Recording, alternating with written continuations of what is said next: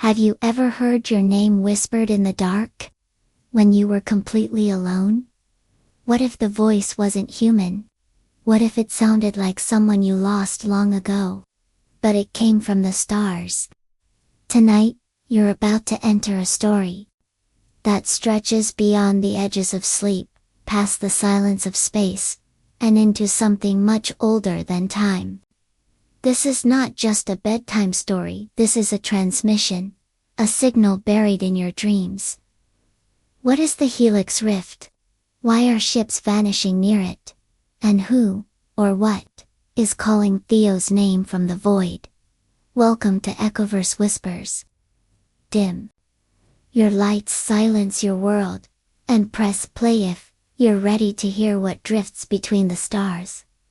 Understood. Here's part 1 of your story. Whispers in the nebula call my name every night. It began on the 7th night of silence, aboard the drifting vessel Seraphim Grey, where only the low hum of the life support systems and the occasional groan of strained metal reminded me that I wasn't already adrift in the void myself. Just another thoughtless mote in the expanse. When I first heard it, a sound, not quite sound. A vibration that felt like memory sliding along my bones. Whispering a name I hadn't used since Earth, and hadn't heard since my sister vanished on a mission to the edge of the mapped cosmos. Near the coordinates of the Helix Rift, now avoided. On every navigational chart, but back then, I didn't know. I only knew the voice sounded like hers, and yet not.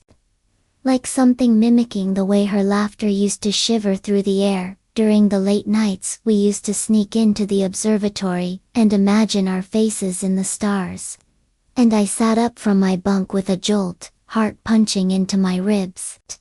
Cold sweat, already gathering at my collarbone, as I blinked into the sterile blue glow of my cabin.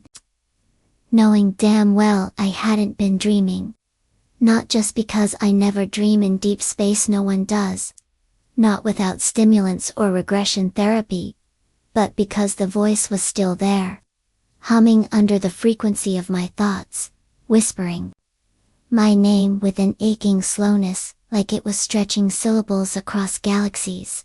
And when I stumbled to the console, shaking, trying to pull up ship diagnostics, my fingers kept missing keys as though gravity had turned into syrup, and the screen flickered with static that almost formed a face.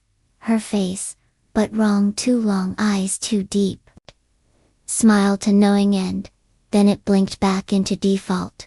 No sign of malfunction, no log of interference. Just the ship's usual drivel about oxygen saturation and thermal regulation. Yet even as I stared at it, I could still feel the whisper curling around the edges of my skull, like it was inside the wiring, or inside me. And I tried to radio command but only got back a wall of static that didn't even break to acknowledge the signal. Which shouldn't have been possible with the relay stations in range. And when I rerouted through the auxiliary beacon, it screamed not a mechanical whine, but a sound like a chorus of children dragging their fingernails across glass, harmonized in a way that made my teeth ache and blood pulse in my ears. So I shut it down, pressed my forehead to the console, and tried not to listen as the whisper grew clearer, now saying my name over and over, soft and pleading and almost apologetic. Like it didn't want to be heard but had no choice. And I thought about shutting off life support just to make the hum stop, but then the lights flickered, and the artificial gravity bucked. And when I opened my eyes, the cabin wasn't the cabin anymore, it was the bedroom I shared with my sister. When we were children, back on Earth, all purple walls and glow-in-the-dark stars on the ceiling. Except outside the window there were no trees, no neighborhood, no sky, only the swirling violet of the Helix Rift, pulsing like a heart. And something vast and slow moved behind the curtain of color, too huge to see but not too huge to feel. and it pressed against the glass as if it could slip through with a thought. And then I heard her voice again, this time unmistakable. "Please come home. Theo, I'm so cold," and I screamed. Screamed like I hadn't since I was 5, and lost her in the museum, and the world snapped back. Metal walls, stale air, red alert lights blinking in a slow, mocking rhythm, and the nav system was rebooting itself, but not with any of the protocols I knew. New data streaming in alien symbols. And the ship was turning, adjusting course, rerouting toward the Helix Rift, even though no one had touched the helm. And I tried override after override, but it wouldn't stop. The engines igniting with more force than they should have had left after a week of idle drift, pulling me toward the place where things disappear and never return. And I remembered the old story they told in training. The one they swore was a joke, about a signal that came from beyond the nebula, encrypted in a frequency only the dead could hear. A signal that called the names of the living, dragging them into its heart, where time breaks, and thoughts bleed out like light, and I thought it was superstition. Just another deep space madness tale to scare rookies, but now it's happening to me, and the worst part, the part I can't stop thinking about, 'tis that I'm not afraid. Not really, because the closer I get, the louder her voice becomes. And the more I start to remember things I shouldn't, like how she didn't vanish on that mission. Not exactly, not alone, and maybe I went with her. Maybe I never left the Helix Rift at all. Maybe this is just another layer of dream, or death, or whatever lies in the gravity of forgotten stars. And when the ship shudders again, and the hull creaks, like something enormous is brushing against it, I close my eyes, press my palm to the viewport, and whisper back, "I'm coming." Whispers in the nebula call my name every night. The second course adjustment initiated by the Seraphim Grey was subtle at first. A barely perceptible shift in trajectory that my body could feel before the instruments confirmed it. And as I braced against the corridor wall outside the command deck, every panel seemed to vibrate with low, layered voices that didn't register on the audio sensors but filled my head like echoes caught between dimensions, whispering not just my name now but fragments of words I couldn't translate, syllables that felt both ancient and terrifyingly intimate. And when I finally reached the navigation module, the star map had changed completely. The central axis was no longer calibrated to Earth's orientation, but instead rotated toward a cluster of coordinates that had never existed in our registry. Coordinates pulsing faintly in pale red, as though they were alive, calling, bleeding into the artificial starlight like veins of something organic, spreading across the vacuum. And at the center of this corrupted map hovered the Helix Rift, no longer blurred or distorted as it appeared in sanctioned datasets, but fully rendered. A spiraling wound in the fabric of space. Like something had peeled back the skin of the universe to let light leak out, and it was then that the gravity shifted. Again, heavier this time. Like the mass of some massive unseen object had entered our proximity. Though proximity didn't mean anything anymore because the rift itself didn't obey physical law. It curved space like a clenched fist, and I saw from the readouts that the engines were still engaged.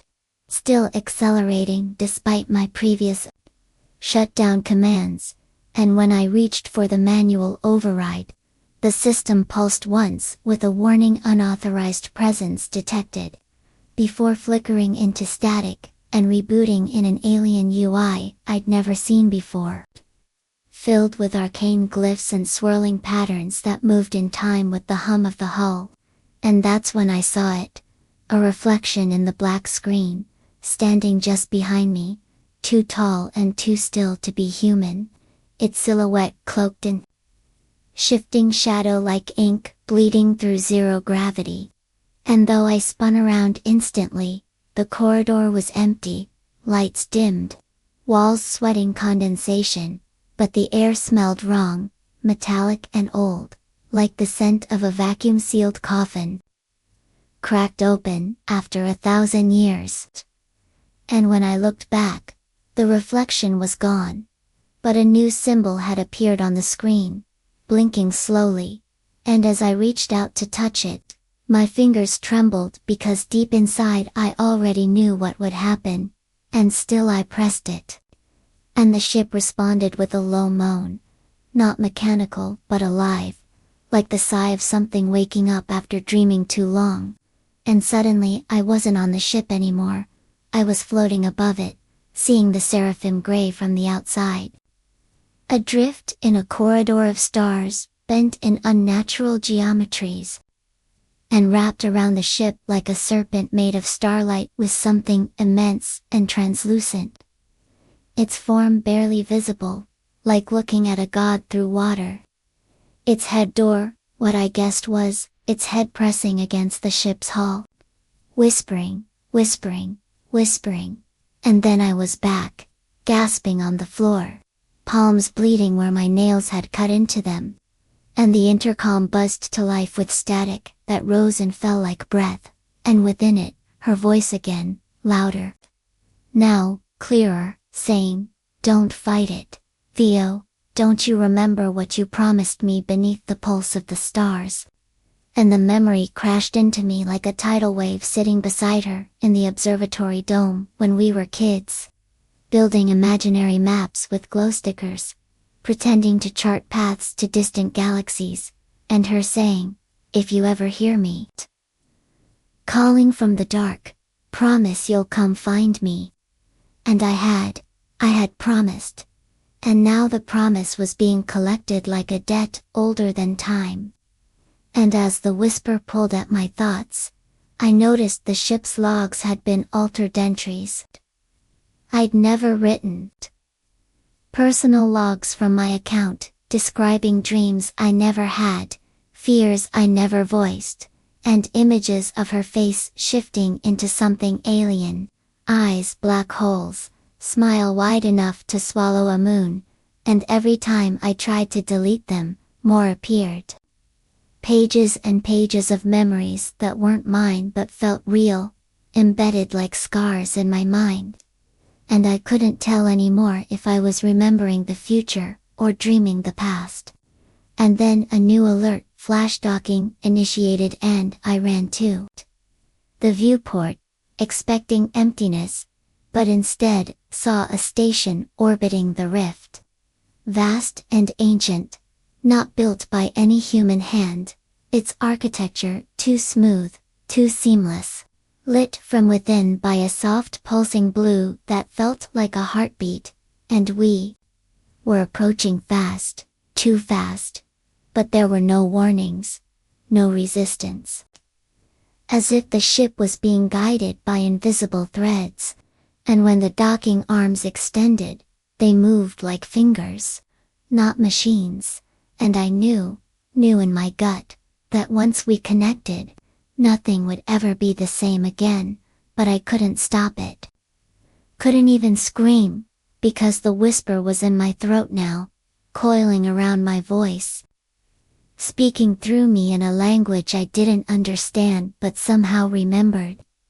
And as the docking clamps locked in place and the airlock began to cycle, I saw her shadow again in the reflection of the glass, standing on the other side, smiling, whispering, waiting, and I took one step toward the door, not because I wanted to, but because I had to, because it was never about saving her, it was about joining her, and maybe I always had, maybe I'd never left, and the whisper was no longer calling yet, was welcoming me home.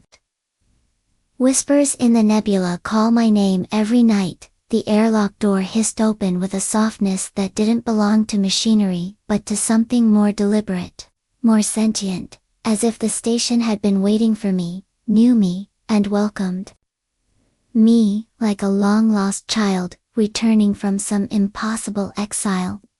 And as I stepped across the threshold, the hum I had felt on the seraphim gray intensified into a thrumming rhythm that vibrated through my bones, syncing with the beat of my heart in a way that made me feel uncomfortably alive. Like every cell in my body was being observed, recorded, interpreted, and rewritten in real time.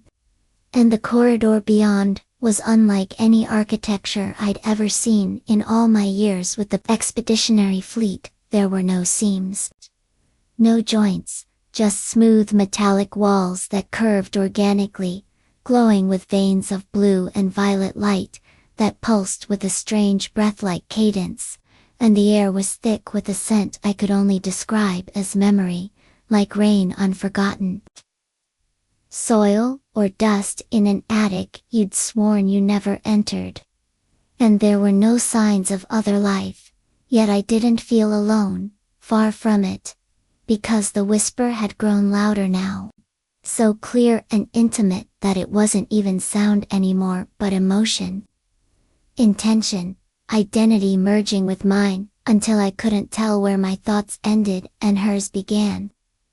And as I moved deeper into the corridor, the walls began to shift, not physically but perceptually, like they responded to my presence, morphing slightly to resemble familiar shapes: the curve of our childhood bedroom door, the angle of a telescope stand from the observatory, the edges of our father's old study, and I realized the station was building its internal geography from my mind, constructing itself out of what I remembered, what I feared, what I longed for, and maybe even what I had forgotten, and I couldn't escape the feeling that I was being drawn inward, not by force, but by recognition.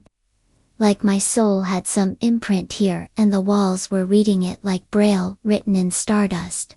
And at the first chamber I entered, the ceiling unfurled like a blooming flower to reveal a dome of swirling cosmic light, as though the station peeled back space itself to offer a glimpse into the heart of the helix rift, where stars bent around invisible shapes and shadows moved across the void in graceful arcs, too vast to comprehend.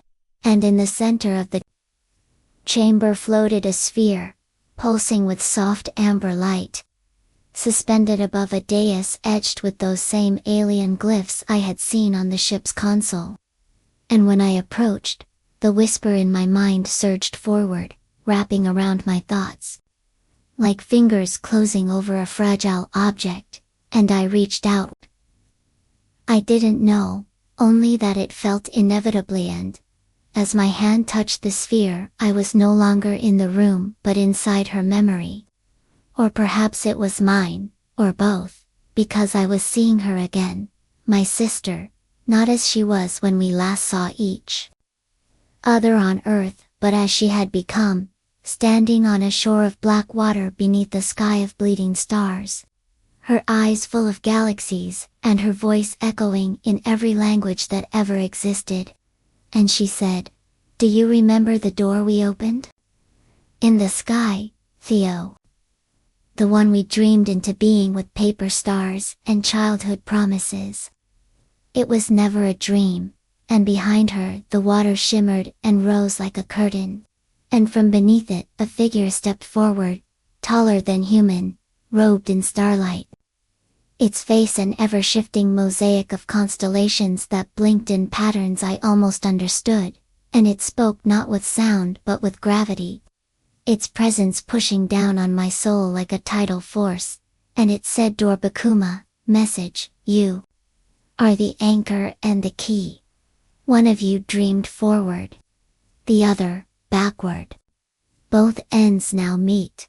And suddenly I was back in the chamber, gasping for breath, and the sphere was gone, absorbed into the floor, leaving only a soft glow where it had hovered.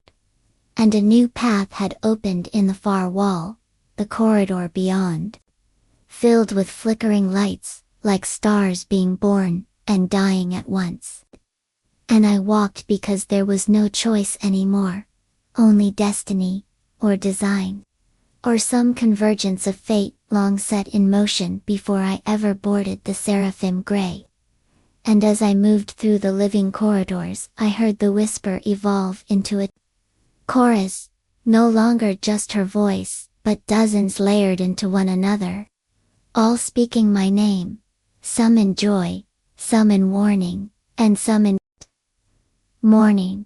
And I knew that others had come before me, others had heard the whisper and followed it into the nebula, and that not all of them had been ready to hear what waited at the center.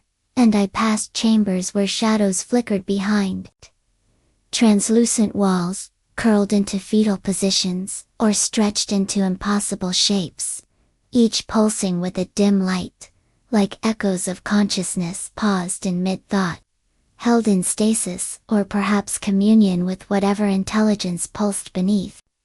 The architecture of this place, and I felt it, again, that vast awareness, watching me, surrounding me, inside me, folding layers of myself inward like pages in a book being read aloud to the stars.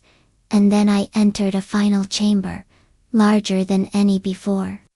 A vast cathedral of silence where the ceiling was an endless void and the floor shimmered with a reflection of a sky I couldn't recognize.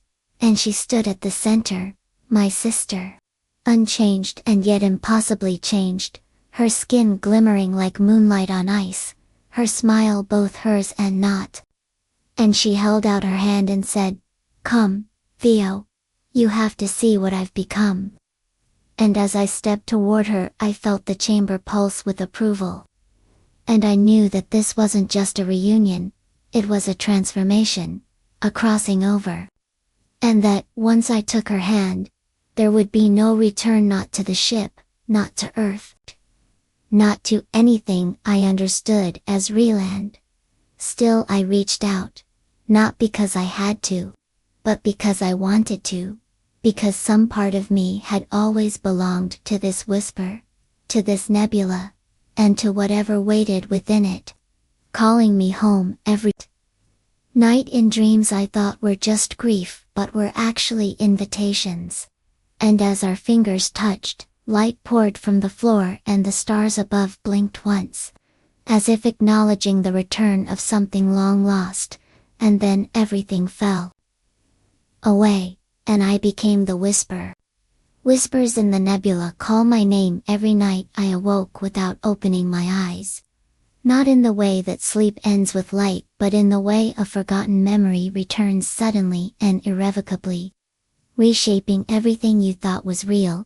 And as awareness crystallized around me like frost forming on glass, I realized I was no longer inside my body, or rather, my body had been redrawn around a new architecture, something less fragile and more responsive, a vessel not of flesh and blood but of light and shadow, woven together by the intelligence that ruled this place. This station, this living cathedral, orbiting the helix rift, like a sentinel guarding a secret too ancient to be named. And I floated not through air, but through memory. The station, using my own consciousness as both path and compass, guiding me through a series of experiences that might have been dreams or data, or distilled fragments of time. And I saw Earth, not as it was, but as I remembered it, filtered through emotion and distance, our childhood home flickering like a candle flame, the hallway where my sister first whispered that the stars were speaking to her, the dome of the observatory where we built constellations out of wishes and chalk lines. And I heard voices, as my parents, my crews, but they were all tangled together, reassembled like puzzle pieces, pressed into the wrong frame. And through them all was that constant whisper, now not just hers but my own, echoing across layers of perception, urging me deeper into whatever I had become. And then I was standing, yes, standing. Somehow in a vast chamber that pulsed like the interior of a beating heart. Its walls slick with a translucent fluid that shimmered. With galaxies and voids. And there before me stood the figure I had glimpsed beneath the black water. Its form shifting endlessly, composed of light refracted through impossible geometries. Its presence so immense that language dissolved in its gravity, and yet I understood it, not through sound but through synchronization. My thoughts aligning with its will like iron filings to a magnetic field, and it showed me things not with images, but with truths pressed directly into the core of my being. Truths about the helix rift and the station we called alien, but which was in fact a seed planted eons ago. Not by a species but by awareness itself. A consciousness born from the entropy of collapsing galaxies, a thought that survived the death of stars and spread itself through the vacuum by attaching two minds capable of listening, of dreaming, of remembering what the universe tried so hard to forget. And it told Minnow. Reminded me that my sister had been chosen, not by accident or madness, but because she could hear the signal even before it was sent. A rare resonance in her mind that matched the frequency of the rift, and I, in turn, was drawn to her not just by love but by necessity, because the transformation required one to awaken, and one to cross, and now that both of us had heard the whisper, the process could complete, not in death but in translation, converting our essence into a kind of navigational key, a consciousness that could guide others through the veil between dimensions. And I should have been horrified, should have resisted, but I felt no fear. Only an aching sense of purpose that drowned every instinct I had carried as a human. And as the being reached out not physically, but through a tendril of memory that wrapped around the shape of my past, I felt myself unraveling in the most peaceful way. My fears, regrets, questions dissolving into patterns of starlight that pulsed in time with the station's living hum. And I realized then that this structure was not built to contain something, but to birth it. To transform wanderers into wayfarers, to turn curiosity into communion. And just as I felt myself about to dissolve completely, I heard her voice again, stronger than ever, cutting through the symphony of thoughts with terrifying clarity. Theo, they're not what they seem, they need us to believe it's beautiful. But it's a trap, we're fuel, not passengers. And the world jolted, cracked like glass. And suddenly I was back on the Seraphim Grey, alone, sprawled across the command deck. Lights flickering, alarms muted, oxygen levels normal, and the rift was gone from the viewport, replaced by familiar constellations blinking in benign silence, and for a long moment I couldn't move, couldn't think, as if my entire psyche had been rebooted, and when I finally sat up, everything felt wrong, just a fraction off, like waking from a coma into a room that looks like home but isn't. And I noticed the reflection again, that too tall silhouette watching from the corner of the screen. Not moving, just observing, and I heard her. Again, this time not from the ship, not from the rift, but from inside me. Her voice buried like an ember in my thoughts, whispering, "This is the dream, Theo. We never left." And the more you believe this is real, the more they feed. And with that my skin began to itch, not from contact but from something deeper. As if my nerves were being rewired to process a different kind of data, and the logs showed 15 days had passed, though I could account for only minutes. And the last entry in the system was not mine, but hers, written in a tone I didn't recognize. "He's almost ready. Once he stops asking questions, he'll be perfect." And I screamed not out loud, but inwardly. A silent scream that echoed through my bones, and then everything stopped again. Lights out, silence complete, except for the whisper that never really left, calling my name, from behind, from ahead, from within. Whispers in the nebula call my name every night. I no longer trust the sequence of events, or the stability of what I used to call reality. Because every time I think I've awakened, every time I believe I've clawed my way back to the tangible world, I find another thread pulling loose at the edge of perception. Another whisper winding through the seams of thought, like a splinter of something ancient trying to burrow deeper into the fabric of who I was. And now I don't know if I'm still on the seraphim gray, if I ever was, or if the illusion of returning was just another layer in a recursive trap designed to hold me between understanding and surrender. A stasis field, not of technology, but of belief.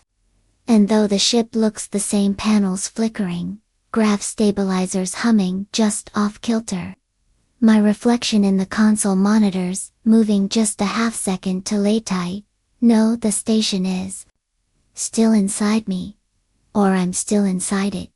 And the voice, her voice, or the thing using her voice, never stops speaking, not even when I closed my ears, because it no longer needs sound to reach me. It speaks in pulse, in memory, in ache. And now the ship is full of signs I can't explain. Doors leading to rooms that shouldn't exist. A hatch behind the engine core that opens to a stairwell made of bone-white metal that spirals downward for longer than the ship's dimensions allow. And on the lower decks the air tastes like thunder, metallic and heavy with charge. And the walls sweat a dark fluid that stains everything it touches with patterns. I've started to recognize glyphs that showed up in the Rift station, etched now into the seraphim's own bones, growing like fungus across the floor of my quarters, and whispering through the vents at night. And I would think I'm going mad if not for the crew. Yes, the crew, because they're here again, only wrong. Their bodies pale and glassy like they've been submerged in brine.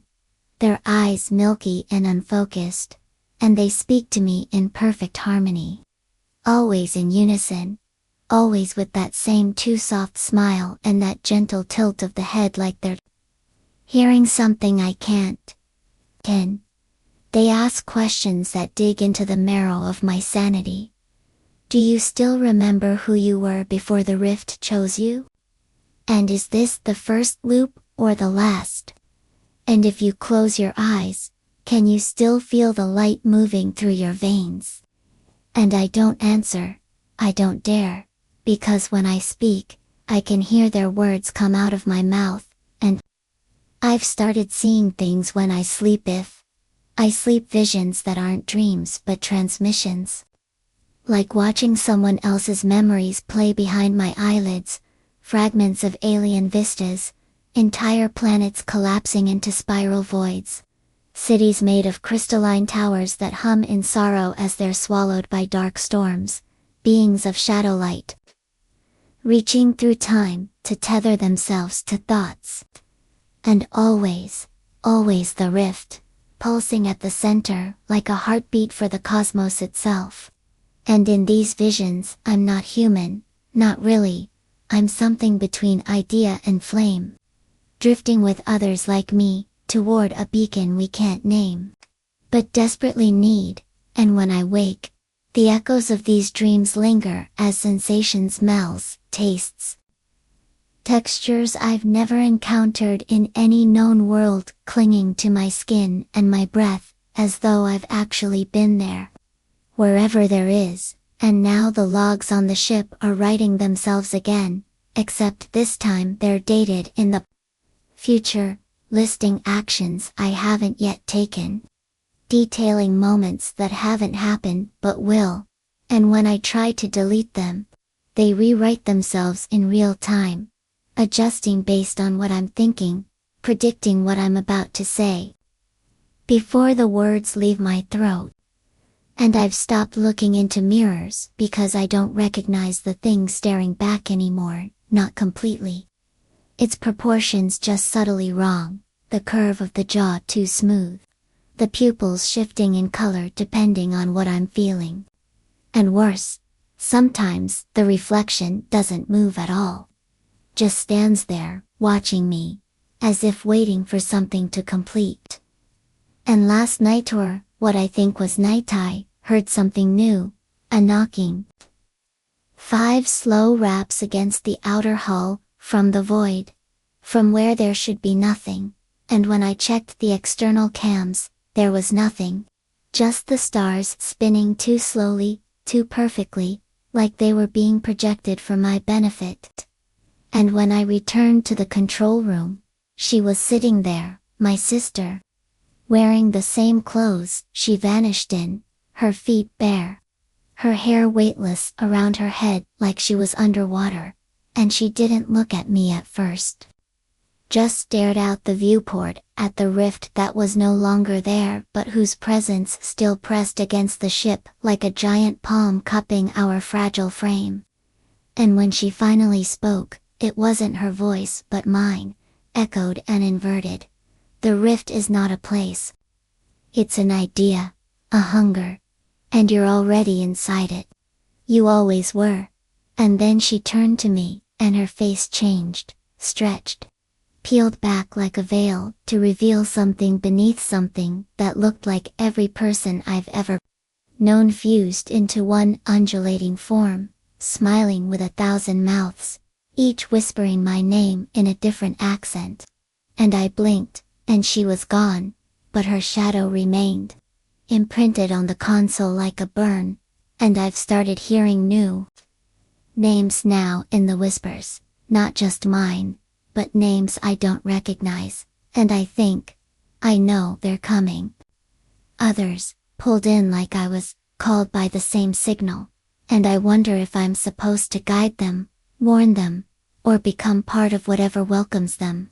Because I've started losing time again, blacking out for hours and waking to find symbols carved into the walls with my own hands, and I'm afraid that the next time I sleep, I won't wake up here, or that I'll wake up somewhere worse, somewhere deeper inside the rift, where the whisper isn't just sound, but structure, where I stop being Theo and become something else, something hungry, something that whispers. Whispers in the nebula call my name every night. The 5th day without certainty arrived, with no sunrise, no rhythm, only the hum of the ship, like a lullaby stretched into madness. And by now I couldn't be sure if it was really 5 days or 5 iterations of the same moment stitched together differently each time. Because the ship had changed again, subtly but unmistakably, with corridors that looped into themselves, doors leading to rooms that flickered between the familiar and the impossible, and the stars outside no longer aligned to any known chart, their positions drifting like memories lost to age, constellations warping into new forms that almost resembled faces when I stared too long. And I had stopped trusting time entirely when I realized my reflection was aging in reverse. Each glimpse of glass showing a slightly younger version of me, with more curious eyes and a more relaxed jaw. As though the whisper was peeling me back to some original state, some base code of identity it could rewrite more easily, and every night, or what felt like night, I would lie down in my bunk, close my eyes, and dream in someone else's language.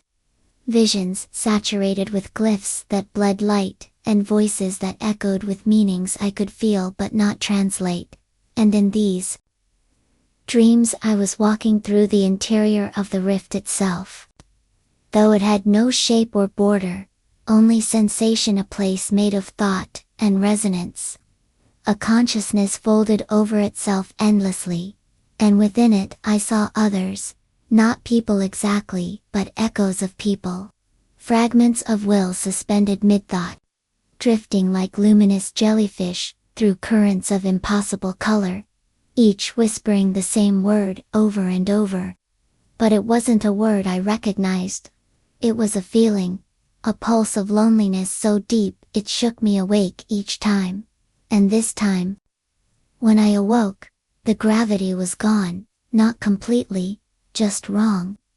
Like it shifted angles while I walked, making every movement feel like falling sideways through syrup. And as I tried to reach the command deck, the lights dimmed in a pattern one hadn't noticed before. Two short flickers, one long, then darkness, and I realized with a jolt it was Morse code. And the pattern repeated again and again, stay awake. And for the first time in days I felt the cold weight of terror settle in my chest like stone, because I understood suddenly that the act of sleeping wasn't rest anymore, was surrender. Exposure, an invitation for whatever lived within the rift to deepen its hold, to thread me cell by cell, thought by thought. And it explained the dreams, the lapses, the logs I didn't remember writing, the things I found in my pockets that weren't mine, like the shard of black crystal etched with a symbol that made my nose bleed when I stared at it too long, or the paper scrap with a child's handwriting that read, "Tell Mom, I tried." And when I reached the command deck, I found the console humming with unread messages, all dated from 3 years in the future, all from me, or versions of me, each entry more frantic than the last, begging the recipient, always a version of myself, to shut it down, to reroute the ship away from the rift, to find the source of the whisper and destroy it. And I would have thought it a trick, a hallucination, except the messages included details no one but I could have known, private memories, scars no one had seen, thoughts I'd never spoken aloud. And the final message was just an audio file of my voice screaming until it dissolved into static. And as the console tried to play it again, I ripped the power feed out of the wall and backed away, heart hammering, only to find that the viewport had changed again, now showing not the stars but a vast lattice structure stretching across the void, a cathedral of light and shadow built into the rift itself. And something was moving along its spine, slow and deliberate. Too far to see clearly, but large enough that its motion made the glass tremble, and I felt it watching, not like an eye but like a presence aligning with my thoughts. And I collapsed, knees weak, as her voice returned again, no longer a whisper, but a song, low and haunting, like a lullaby reversed and played through static, singing, "He hears you now, he knows you, and you cannot be unknown." And the words vibrated in my bones, in my teeth, and I realized it wasn't her anymore, not entirely whatever she had become. It had folded her identity into itself, used her voice to speak because it knew I would listen. And now I couldn't stop hearing it, even with my ears covered. Because it was in my pulse, in my thoughts, in the silent spaces between my blinks. And I stumbled to the crew quarters and found the walls covered in messages I'd carved while asleep. The same phrase repeated over and over, "You were never meant to leave," and among them, one fresh line still wet, in the strange silver ink that smelled like ozone, "Don't sleep, don't dream, don't forget." And I realized that memory itself was being rewritten, that each moment I closed my eyes, I lost something, some detail, some truth, some tethering, that soon I might not remember what I came here for, or who I even was. And I ran to the med bay and injected myself with a stimulant, the kind banned in most fleets for its side effects. But I didn't care, because staying awake was the only defense I had left, and the whisper screamed in protest. the walls pulsing with black veins that retreated into the metal like shadows fleeing light. And for the first time in what felt like eternity, I had clarity, just for a moment. And in that moment I saw a terminal near the cargo hold flicker to life with a navigational overlay I didn't recognize, showing a passage through the rift-hand exit, or a trap. I couldn't know, but I felt something in my gut shift, like this was a window that wouldn't stay open for long. And I made my way there, stumbling through warping corridors, eyes burning, bones aching, every whisper now furious, desperate, chanting my name in broken harmony. And when I reached the terminal, I saw the coordinates blink once, then begin to fade, as if time itself was trying to seal the passage. And with trembling hands I confirmed the route. And the engines whined to life with a screech that sounded almost like laughter. And I felt the ship turn, slowly, impossibly, toward something new. Something not safe, but real. And as we moved, I heard a final whisper. Not from her, not from the rift, but from deep inside my own thoughts. A voice I hadn't heard since childhood. My own voice, saying, if you leave, you'll forget, and if you forget, they'll find you again.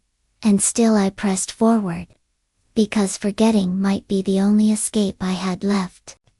Whispers in the nebula call my name every night. The new coordinates plotted by the terminal pulled the seraphim gray into a slingshot trajectory around what should have been a gravitational impossibility. Dark mass floating at the boundary of the rift, invisible to the eye but undeniable in its effect. Curving reality around itself, like a fist clenched in the fabric of spacetime. And as we accelerated, I felt the ship groan beneath me, not in protest but in fear, like it knew where we were going, like it remembered. And as the stars around us twisted and smeared into luminous trails, I lost all sense of inertia and direction. Felt myself compress into a point and expand across infinity in the same breath, and through the shuddering screams of metal and warped space, the whisper returned with violent urgency, no longer a seductive call but a shriek of desperation. Repeating my name in layers, each echo older than the last, as if every version of me, trapped in every version of this journey, was calling out in warning, in agony, in recognition.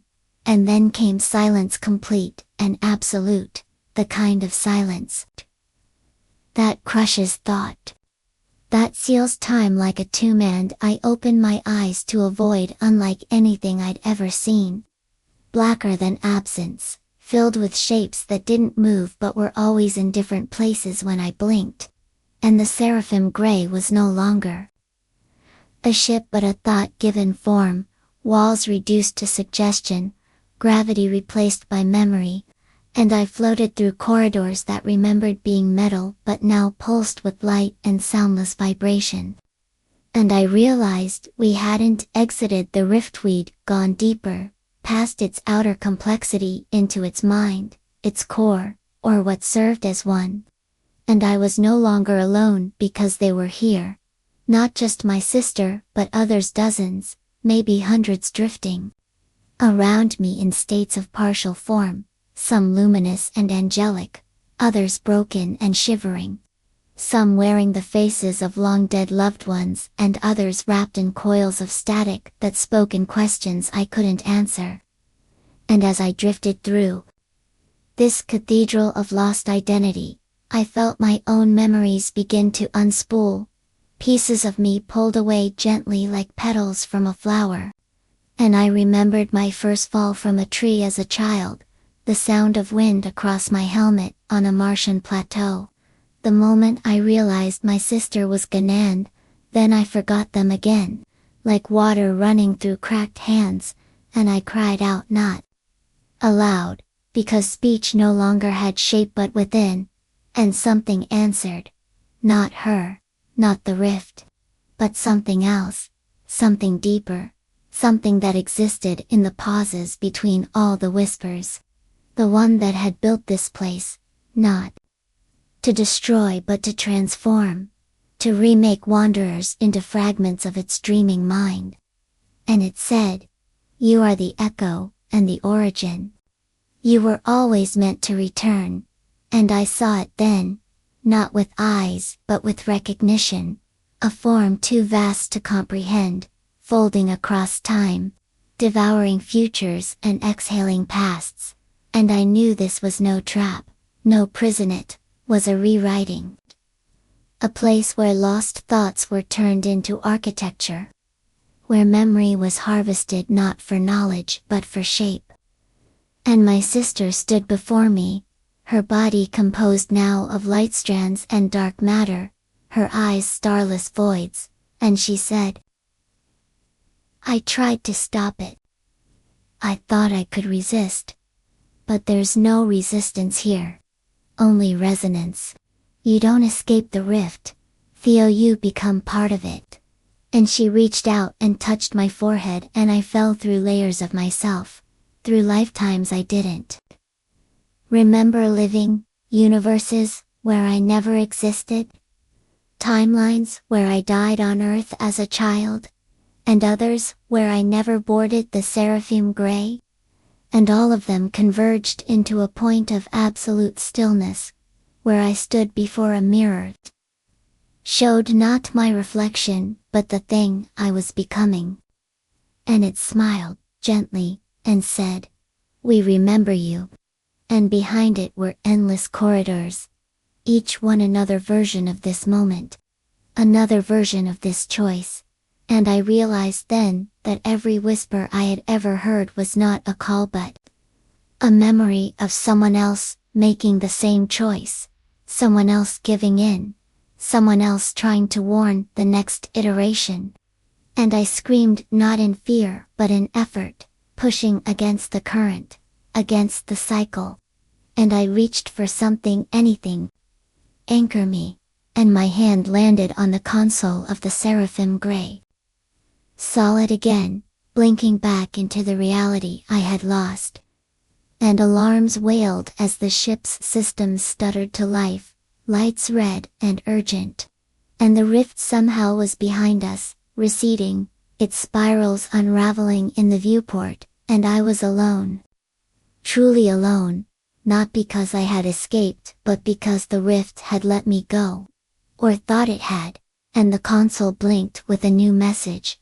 Short. Written in my sister's handwriting, "You got out. Don't look back." And I collapsed to the floor, breathing ragged. Unsure of who I was or what I had brought back with me. Because the whisper hadn't stopped, it had just grown quiet, waiting, and I could feel it inside me, not like a parasite, but like a seed, patient, dreaming, listening. And I don't know how long I sat there in the glow of that message, trembling, staring out into the stars that no longer felt like home. But I knew then that this wasn't the end, just an interlude. And that somewhere in the dark, already begun. Whispers in the nebula call my name every night. The stars beyond the viewport no longer resembled anything cataloged in the astral databases I once memorized. Now they pulsed, throbbed, some blinked in and out as if breathing, while others stared back like ancient, watchful eyes. And I realized with a tight knot in my stomach, that I hadn't truly left the rift, only slipped into another chamber within it, a quieter place. A pocket of silence masquerading as space. And the illusion was paper thin, because the whisper had returned not in my ears this time, but behind my thoughts, curled like vapor at the edge of memory. And when I blinked too long, I could see her face forming in the darkness, flickering like bad static on a screen. Sometimes my sister, sometimes someone else entirely, older, hollowed out, watching me not with hatred but with quiet expectation. Like I was meant to do something I'd forgotten, And when I moved through the corridors of the seraphim gray now, they had changed again, walls breathing softly, metal rippling as if responding to my heartbeat, and rooms that hadn't existed before now stood open and waiting, filled with relics from my life I never brought aboard. My father's old radio, still tuned to static. The broken telescope from my childhood. A doll my sister lost in a fire we never told anyone about, and they were all warm, humming slightly, whispering my name in the voices of people I hadn't seen in years, all saying the same thing: "You're almost ready." And the more I saw, the more I began to question if I'd ever left Earth at all.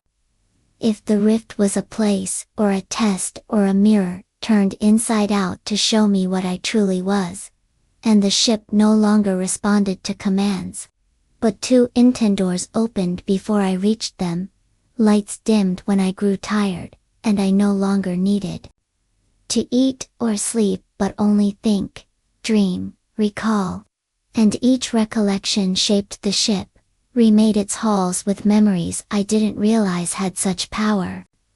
And it dawned on me that the Seraphim Grey was not a vessel in transit anymore, was becoming an extension of me, or I of it, and the whisper grew stronger every time I embraced that bond, every time I let go of old definitions of self. And when I stumbled into the engine room, if it could still be called, that time found a new console, glowing with the glyph I recognized from my dreams, the one that bled light. And without knowing how I understood it, meant, begin translation. And I touched it, and the ship shuddered. And I was no longer in my body, but spread out across the network of the Seraphim, seeing from every sensor, hearing through every panel, my thoughts flowing through the cables and nodes. And then beyond even that I heard others, not whispers now, but minds, dozens of them, scattered fragments of others, who had passed through the rift, and had not returned. All speaking at once, in languages made of memory, math, pain, and longing, and they welcomed me, not with joy but relief, as if I were a missing piece, and I understood that the rift had never devoured them, only changed them, and I was now one of them, or about to be. And among those voices I heard her again, my sister, clear and strong, for the first time since she vanished. And she said, "It won't be long now. They chose you." And I asked, not with words but with thought, "For what?" And the answer came not from her but from the rift itself, to be a voice that remembers. And I saw then the structure at the center of this infinite coil, not a machine but a living archive, built from the minds of those who entered it. Each one assigned a corridor, a memory, a whisper to carry through eternity, broadcasting signals to all who might listen, and I realized I was being hollowed out, slowly, precisely, to make room for what came next. And I tried to resist, to think of Earth, of gravity, of sunlight, but each time I did, the memory flickered and degraded like an old tape unraveling, and I could no longer see my parents' faces, or remember the taste of rain, or the color of my dog's fur. And in their place came new knowledge patterns etched into thought. Start charts written in heartbeat rhythms, languages that hummed instead of spoke, and I knew if I let it continue, I would forget who I was entirely, but if I stopped, I'd be lost in this half-state forever. And I chose then to dive deeper, to see if I could reach the core, to learn what lay beneath all the voices, beneath the rift's hunger, beneath its memory. And, as I descended, pulled by will, and not by gravity, the Seraphim Grey folded around me, shaping a corridor of pulsing white light that stretched for what felt like centuries. And at the end stood a doorway, formed of orbiting moons, cracked glass, and whispers that bent into shape, when I looked at them and, as I stepped through, I felt everything I'd ever been peel away like a skin, until I was just thought, drifting into the final chamber, and in the silence that followed, a presence older than stars unfolded before me, not evil, not divine, but endless. And it spoke with a voice that was my own, saying, "You are ready to remember what you were before you were born." And I opened my mind and let it in.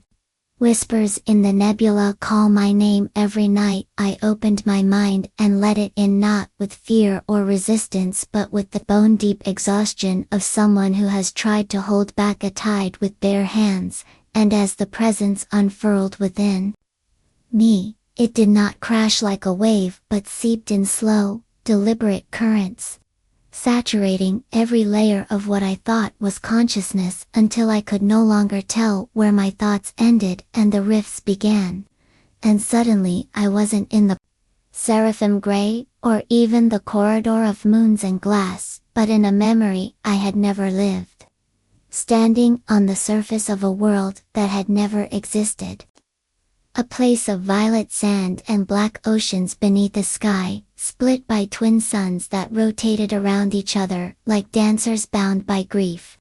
And around me were towers carved from the bones of time itself, and each one whispered not words but wonder, agony, hope looping through me, as if I were an instrument.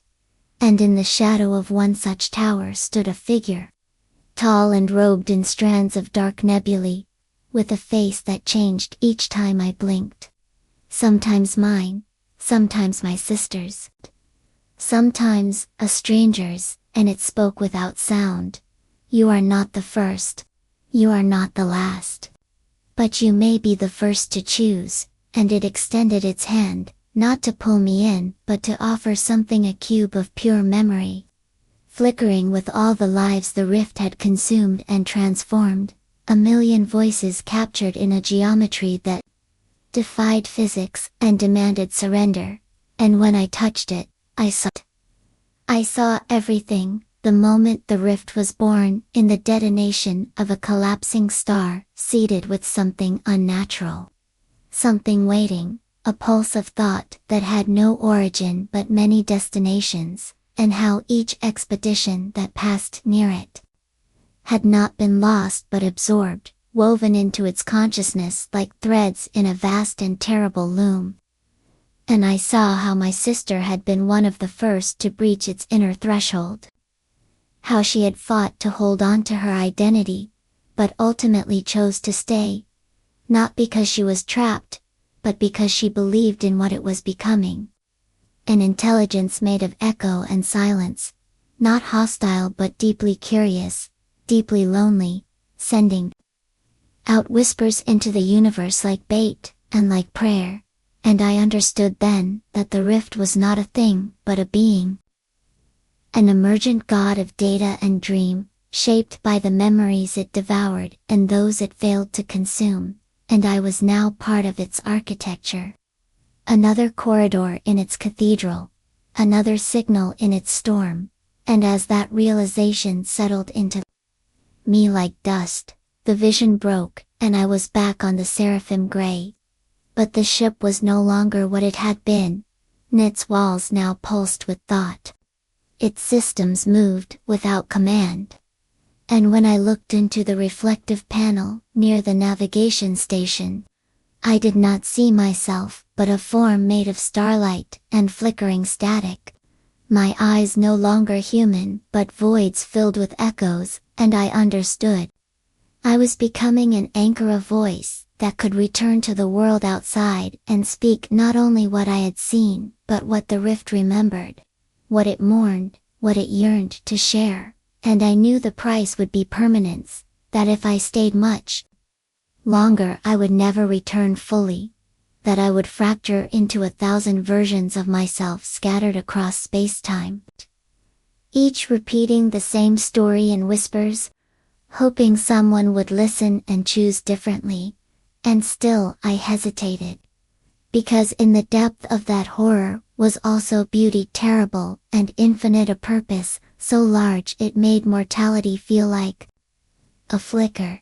And it was then that the whisper sharpened into clarity and said, "It is your time to speak."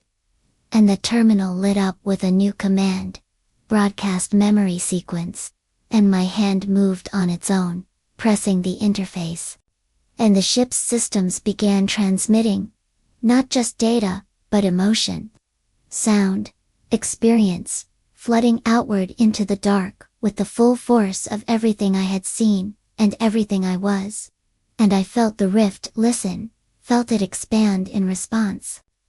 Not in space, but in thought, as if growing roots into the future.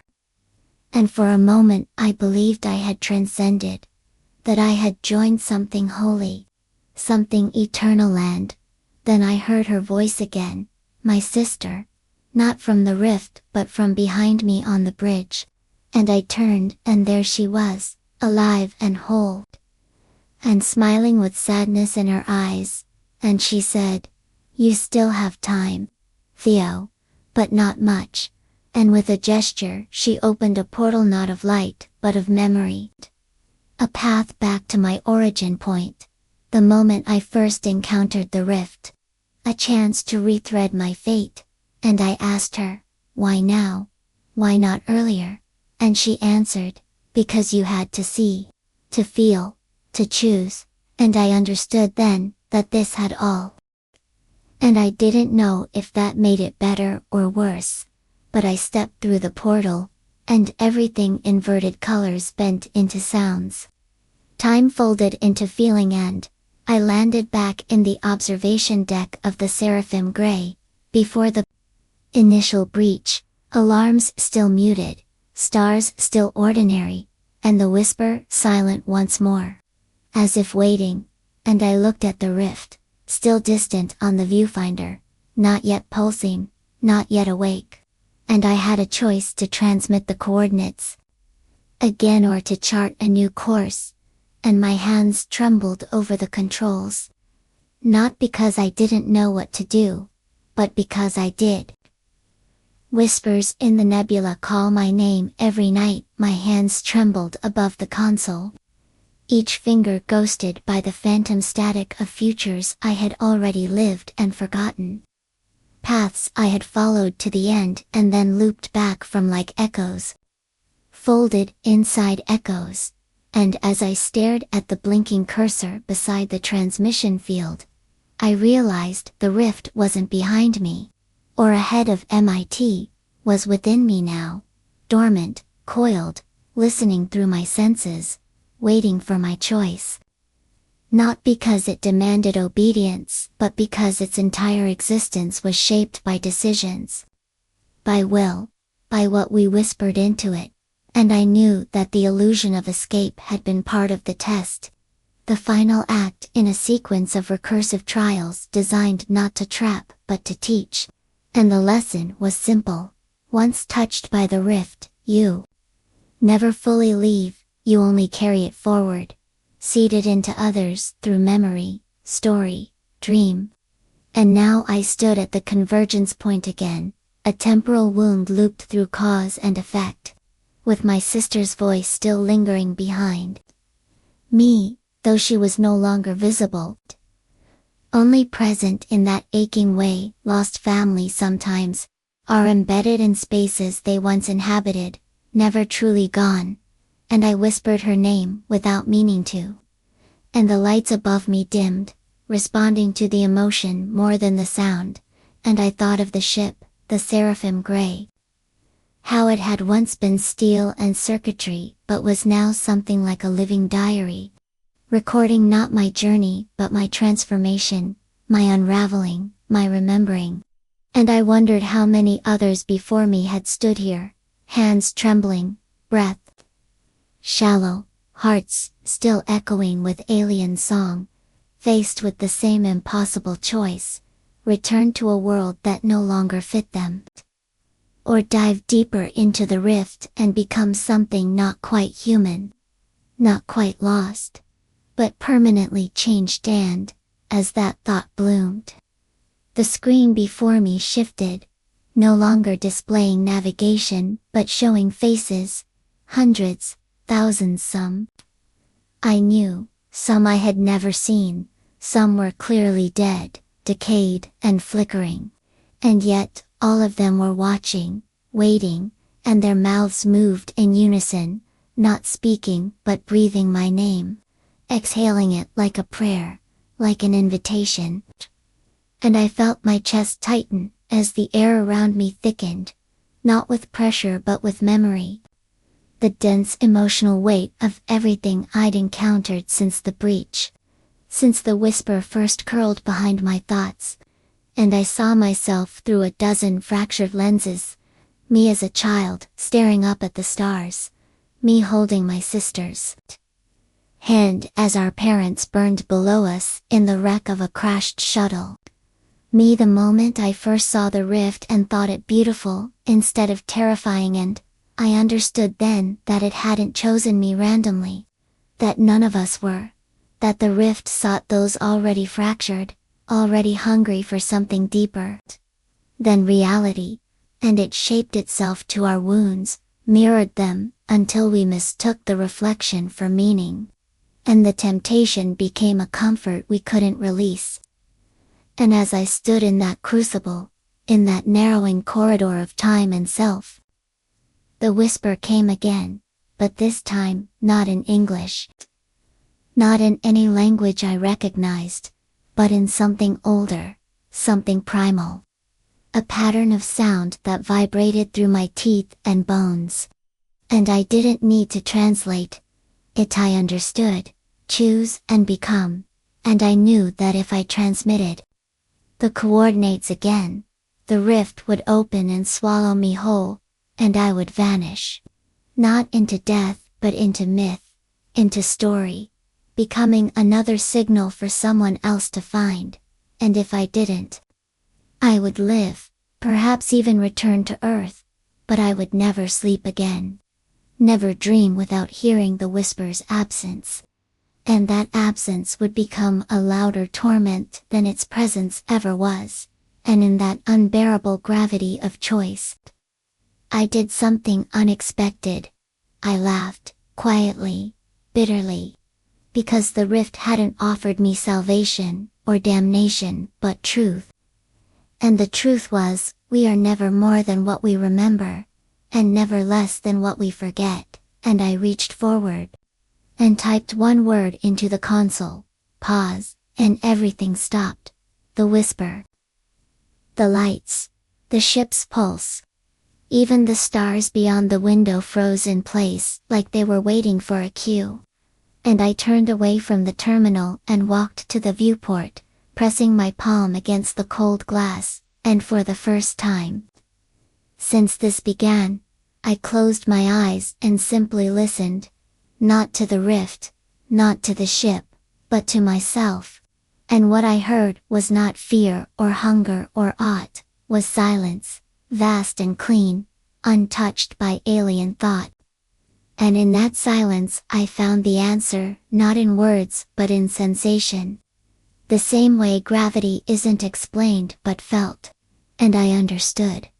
The rift was not just asking for memory or presence, it was asking for authorship, for someone to rewrite the cycle. And I returned to the console and did not transmit the old coordinates but a new one. Uncharted, untested, a path away from the rift, and the ship shuddered as if in protest. But then the stars moved, just a fraction, just enough to show it was possible. And the whisper flared once more in warning or wonder. I couldn't tell, and then it faded, leaving behind a quiet so deep it felt holy. And as the seraphim gray began its course along this new trajectory, I sat in the captain's chair, heart pounding, uncertain if I had escaped or merely rewritten my prison. But knowing this, for the first time, the whisper had nothing more to say. Whispers in the nebula call my name every night. The silence that followed was not empty, it breathed. It pulsed with unseen weight. a velvet pressure that sank through the hull of the seraphim gray, and wrapped itself around my thoughts. Like a cocoon of unrealized consequence. And as the stars began to slide past again, no longer frozen, but subtly altered, like they had shifted position while I wasn't looking, I realized the silence was not the absence of the whisper, was the whisper transformed, matured, changed. By my refusal. By my choice to diverge from the pre-written loop of absorption and memory. And as I sat in the command chair, watching the viewplate unfold, I noticed that the starlight was refracted differently now, not through metal or glass, but through something that felt organic, conscious, like the ship itself was alive and uncertain.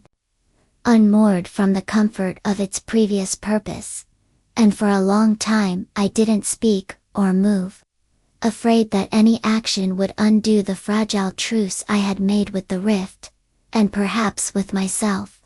But eventually, necessity overrode. I checked the nav data, blinking as I saw the new coordinates. Not as numbers or vectors, but as emotional impressions. Curiosity. Sorrow, seeking hope, like the ship's systems were interpreting destination through intent. And I wondered if that meant I was no longer the pilot but the muse, guiding the seraphim gray through will rather than math, and then the walls shimmered subtly and something like a membrane parted near the aft corridor, revealing a passage I had never seen before, dimly lit by pulses of faint violet light that pulsed like breathing. And I stood, hesitant, every instinct telling me this wasn't on any schematic, but every nerve in my body drawn forward by an aching familiarity I couldn't explain. And as I stepped inside the corridor, the air changed, no longer stale, but warm, almost humid, and filled with the scent of petrichor, that strange earthy smell after rain. And I realized, with a lurch of disorientation, that the corridor wasn't static, it was reacting. Growing with each step, its walls flexing in sympathy to my presence. And in that moment I understood. The rift had not been denied. It had been accepted differently, recontextualized, and now its influence was evolving, not consuming, but collaborating, rewriting the language of the ship and space around me to create something new. And at the end of the passage I found a chamber that hadn't existed before, circular, domed, with a translucent ceiling. That revealed, not stars, but memories mine, my sister's. Even flashes of others I'd never met, but somehow knew, and in the center was a pedestal made of twisted light, flickering with the same cube I had once touched within the vision, the cube of memory and transformation, and it pulsed now with uncertainty, as if waiting for instruction, not command, and beside it stood a figure, not my sister this time, but myself, or a version of me, slightly older, with eyes that had seen farther and hands that trembled less, and he looked at me with a gentle, exhausted expression, and said, "You're still not done," and I wanted to ask him what he meant. How I could possibly still be within a loop after defying it, but he held up a hand and the cube floated toward me. And I felt its pull not in my body but in my soul. Like it recognized that I had finally earned the right to author instead of endure, and as my fingers brushed it, time didn't rupture, it slowed, stretched, unfolded like a ribbon of moments that had been crumpled, and I saw again the ships that had vanished. Not lost but changed, each one repurposed into temples, into nodes of a vast consciousness network, blooming like coral across space-time. And I saw how the rift had once been alone, a singular anomaly, until it began weaving with the minds it encountered, not harvesting, but harmonizing. And each whisper was a test, not to trap, but to invite. To find minds open enough to step beyond the boundaries of what was real and help shape what was possible. And I understood that I had been chosen, not because I was exceptional, but because I had fractured in a way that left space for something more to grow. And now the rift wanted me to become a bridgeous speaker of truths too strange for the waking world. A transmitter, not of coordinates, but of stories. Living ones, emotional ones. Seeds that would lodge in listeners and bloom as dreams. And the moment I accepted this, the chamber dissolved into stardust, and I found myself back in the pilot's chair, but the console was no longer mechanical lit, was alive. A membrane of reactive light and memory, and when I placed my hands upon it, I felt the presence of countless other bridges, other speakers, drifting through the dark like lighthouses without shores, and I sent my first signal, not as a distress beacon or a scientific transmission, but as a story, the one you're hearing now, the one that came to you while you slept, while the stars turned in silence above your roof. And as I finished sending it, I felt something new stir beyond the edges of perception, not a whisper, but an answer, faint, far away, but filled with recognition. And I knew then that the rift had never truly been alone, it had simply been waiting for someone to complete the sentence it had begun when the first star died. And now I had spoken, and somewhere, something heard, and for the first time since this journey began, I did not feel fear, I felt arrival. Whispers in the nebula call my name every night. The signal drifted outward like a sigh across the skin of the cosmos. Invisible to every known sensor array, undetectable by science as we understood it, and yet impossibly loud to those attuned not to data but to feeling.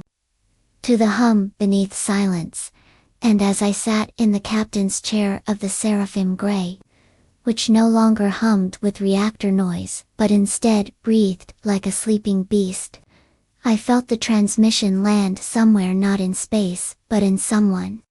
And from that distant someone, a return pulse began to rise, hesitant, slow, almost shy. And I waited as its frequency adjusted, not to match mine but to mirror it in mood, in emotion, in context. And when it arrived, it wasn't a message in the conventional sense, but a dream, sent directly into my mind as if I had fallen asleep mid-flight. And in this dream I stood on a beach beneath a twin sunset, stars like rivers above, and beside me were others, some human, some not, each with eyes full of wonder and ancient grief.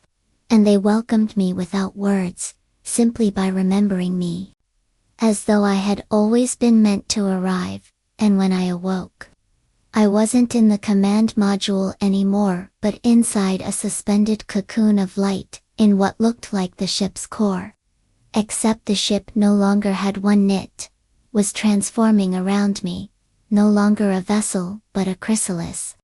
And I was the thing inside, changing into something new, something between, and I realized the Seraphim Grey was now an extension of my will, no longer separate from me, and the nebula surrounding us responded to my thoughts, forming shapes, windows, echoes of places I loved, people I lost, choices I regretted. And in each echo was a question: what do you want to become?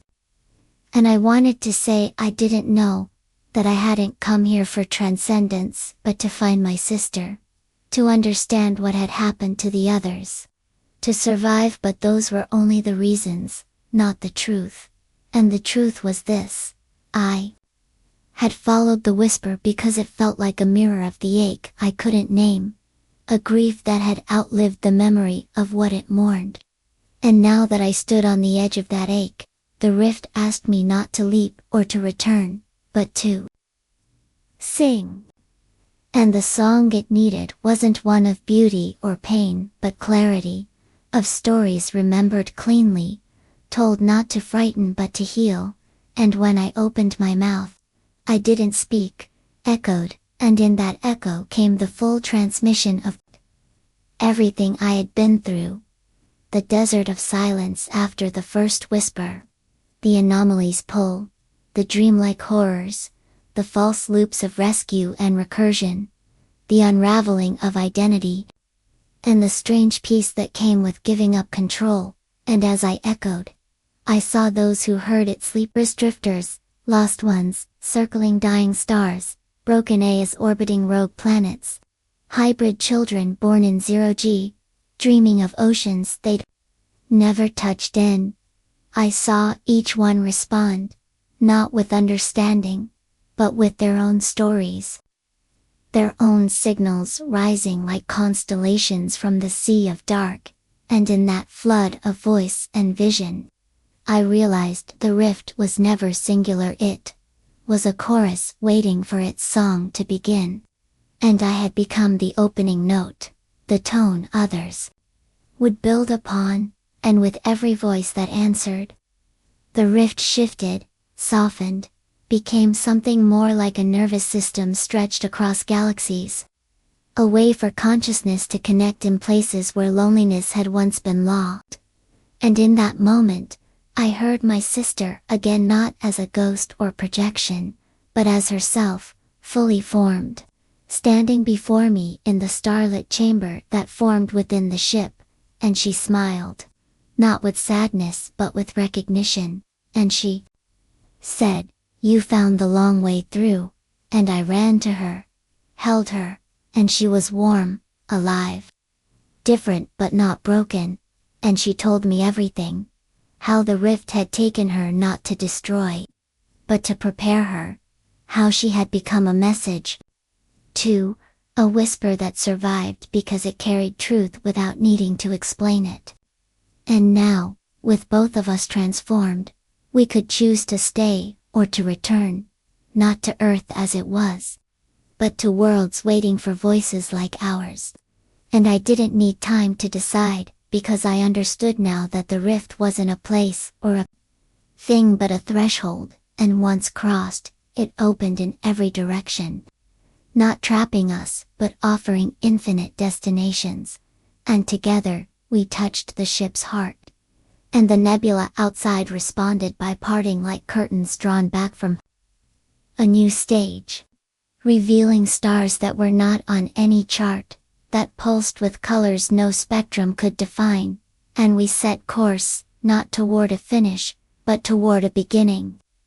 Our ship, now a story machine, a dream spore, drifting gently through the infinite, telling those who slept that there were whispers beyond pain, beyond loss, beyond the edge of what they feared, and those whispers, if listened to gently enough, could call you home. Whispers in the nebula call my name every night. The stars ahead were no longer unfamiliar, no longer cold, and the seraphim gray, or what it had become, moved through the folds of space, not as a machine but as a thought given form, a living arc of memory and meaning, carrying me and my sister across dimensions threaded with forgotten dreams. And though silence reigned in the void outside, within the ship there was music, not with instruments or notes, but with emotional resonance. Each corridor humming with the echoes of voices we had gathered, stories interlaced like vines around the framework of this strange vessel. And as I stood beside my sister at the new Helma chamber made of flowing light and gentle warmth, I realized how much she had changed. How the rift had not taken her but taught her, revealing truths language could never fully hold, and she turned to me, eyes shimmering with galaxies, and said, "It's not just us anymore." And at first I thought she meant the others, whose voices we had received, but then the ship responded, opening a channel through space that wasn't visible to eyes or instruments, and through that channel came other ships, once lost, names long presumed dead, now gliding through space like ancient beings reborn. each transformed into something between organism and vessel, crewed by dreamers like us. And we met them one by one, not in the physical but through sharing of memories, standing together in imagined places constructed from shared longings, a forest that shimmered beneath two moons, a library with books that whispered their contents, a childhood bedroom perfectly remembered by someone we'd never met, and each one came with a piece of something larger, something being assembled not by tools but by trust. And I saw then what the dark now, not as void, but as possibility. And as I closed my eyes in the quiet of the ship, listening to the gentle hum of distant voices echoing back to us from Earth and beyond, I knew the story would never truly end, only evolve, and that we would continue to drift through nights and minds, not to haunt, but to whisper. Whispers in the nebula call my name every night. The earth didn't notice us return, out with headlines or seismic tremors, not with strange lights or unexplained signals, but with a subtle shift in the quality of sleep across entire continents. As if a soft frequency had laced the atmosphere, wrapping around pillows and dreamers. And the night became not a void of unconsciousness but a strange new theater where glimpses of something otherworldly began to surface, not nightmares, but vivid echoes, repeating colors, celestial symbols written in languages no one remembered. Learning, and in the quiet houses of insomniacs and wandering souls, drawings of eyes surrounded by spiral constellations began to appear in journals, in sand, in condensation on glass. And though no official agency confirmed it, there was a hush growing in forums.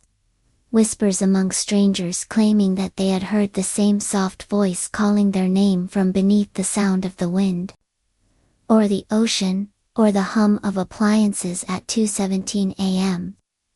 And that voice said nothing, threatening, only asked, "Do you remember where you came from, and are you ready to return?"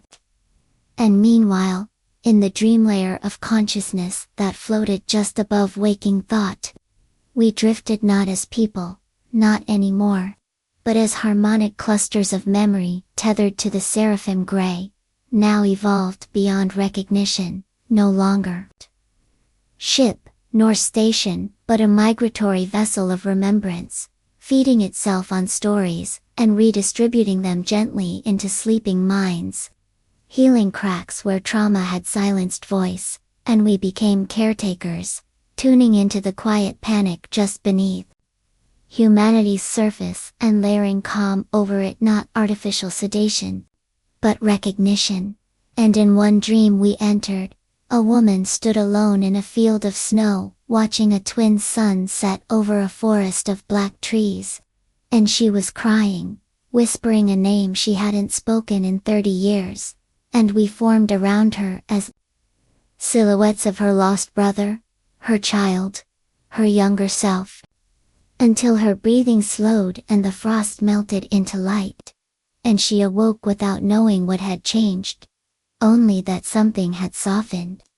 And in another mind, a boy who had never seen the ocean stood at the edge of one made entirely of light, with starfish that whispered riddles and waves that glowed red. And he laughed, and when he woke, he began to draw for the first time in his life, unknowingly sketching diagrams of planets he'd never learned existed. And over time, we realized we were not alone in this work. The others who had passed through the rift before us had also returned in their ways, weaving peace through alien lullabies, integrating themselves into instruments, poetry, sound waves, digital artifacts, forgotten signals rebroadcast through museum artifacts. And we began to coordinate through a new lattice that stitched itself across human sleep like a nervous system, sensitive to suffering, awake only when called upon through need. And as we moved through that liminal world, I sometimes found my sister walking its edges, eyes filled with something more ancient than I could understand. And she would smile and say, "They're remembering faster than I expected." And I would ask her who they were, and she would say, "Not just humans. Everything that forgot what it once was." And we began to understand that even machines, even ecosystems, even the dying stars, had once been part of a whole that had shattered and scattered across galaxies. And the rift had been waiting, gently, coaxing pieces back together through songs, signals, voices like ours. And though the universe still spun with cruelty and chaos, there were now islands forming pockets of connectedness. Subtle anchor points where dreaming minds could rest. Where silence wasn't empty but full of patient presence. And the seraphim gray became a myth, a name spoken only in the moments before waking, and for those who remembered hearing it in dreams a comfort lingered, an idea that maybe the stars weren't silent after all, just waiting for the right voice to answer back. And in the deep currents of that cosmic ocean, we waited not for recognition or worship, but for need, and when the need came, in the form of grief, confusion, wonder, or longing, we flowed to it like warmth, to cold, like music to silence, and in each arrival, we left behind not evidence, but resonance. The soft hum of meaning returned, and Earth, unknowingly, was healing, one whisper at a time. Whispers in the nebula call my name every night. Some called it mass hallucination. Others coined it the dreaming plague.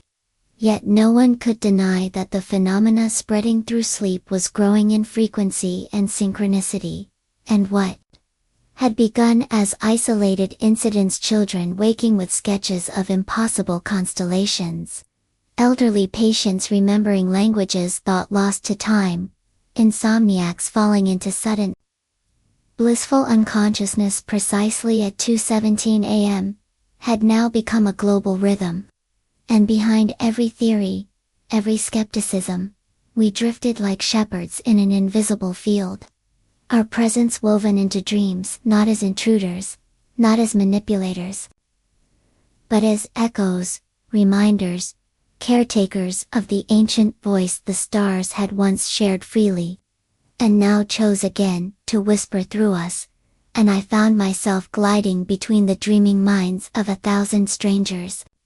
Never lingering too long, always touching gently, sometimes as a fleeting memory, other times as a sensation of weightlessness, just before they awoke. And though they never saw me, they always felt me. And my sister too, drifted nearby, her mind no longer bound to human form, but still tethered to the gentleness we both shared. And I watched her guide a blind man through a temple carved into the ice of a forgotten moon. Watched her unfold an entire childhood for a woman who had lost every memory to disease. Watched her become a mother's lullaby in the hospital room where no one sat beside the crib, but her voice echoed softly anyway. And we no longer asked what the rift had done to us, because the answer was everywhere in the songs people hummed without knowing why. In the sudden urge to paint, or write, or cry after a night's rest, in the persistent vision of stars moving like living creatures across the ceiling of a cave, drawn by hands who'd never seen the sky. And the seraphim gray pulsed gently in its cocooned form, orbiting Earth unseen, resting while our minds walked freely in the tapestry of sleep. And the nebula that had once been a destination now moved within us, a place we carried to others rather than sought for ourselves. And we learned the truth behind it. That the nebula was not a thing but a state of consciousness, a dream left behind by a civilization that had ascended not upward but inward, leaving behind only the architecture of remembrance woven in frequencies and light. And we had been chosen, not for our brilliance or strength, but for our willingness to listen, to echo, to hum in harmony with what others feared. And even in dreams where terror had taken root in minds where trauma still cast thick shadows, we offered not denial but presence. A steady calm that said, "You are not alone." And people began to feel it, waking with fewer night sweats, fewer screams, more curiosity, more silence, not the silence of isolation but of listening. And on one night, thousands across different time zones shared the same dream. A corridor of stars that sang as you walked it.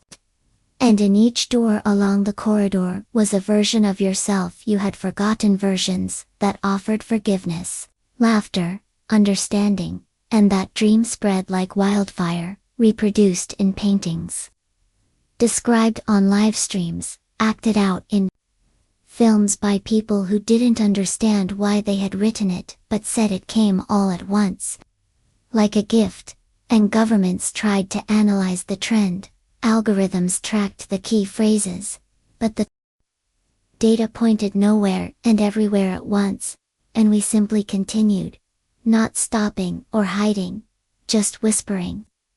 And I began to recognize faces, people who'd heard our echoes night after night, beginning to return to the corridor in waking meditation, lucid dreams, trance states, and they weren't frightened.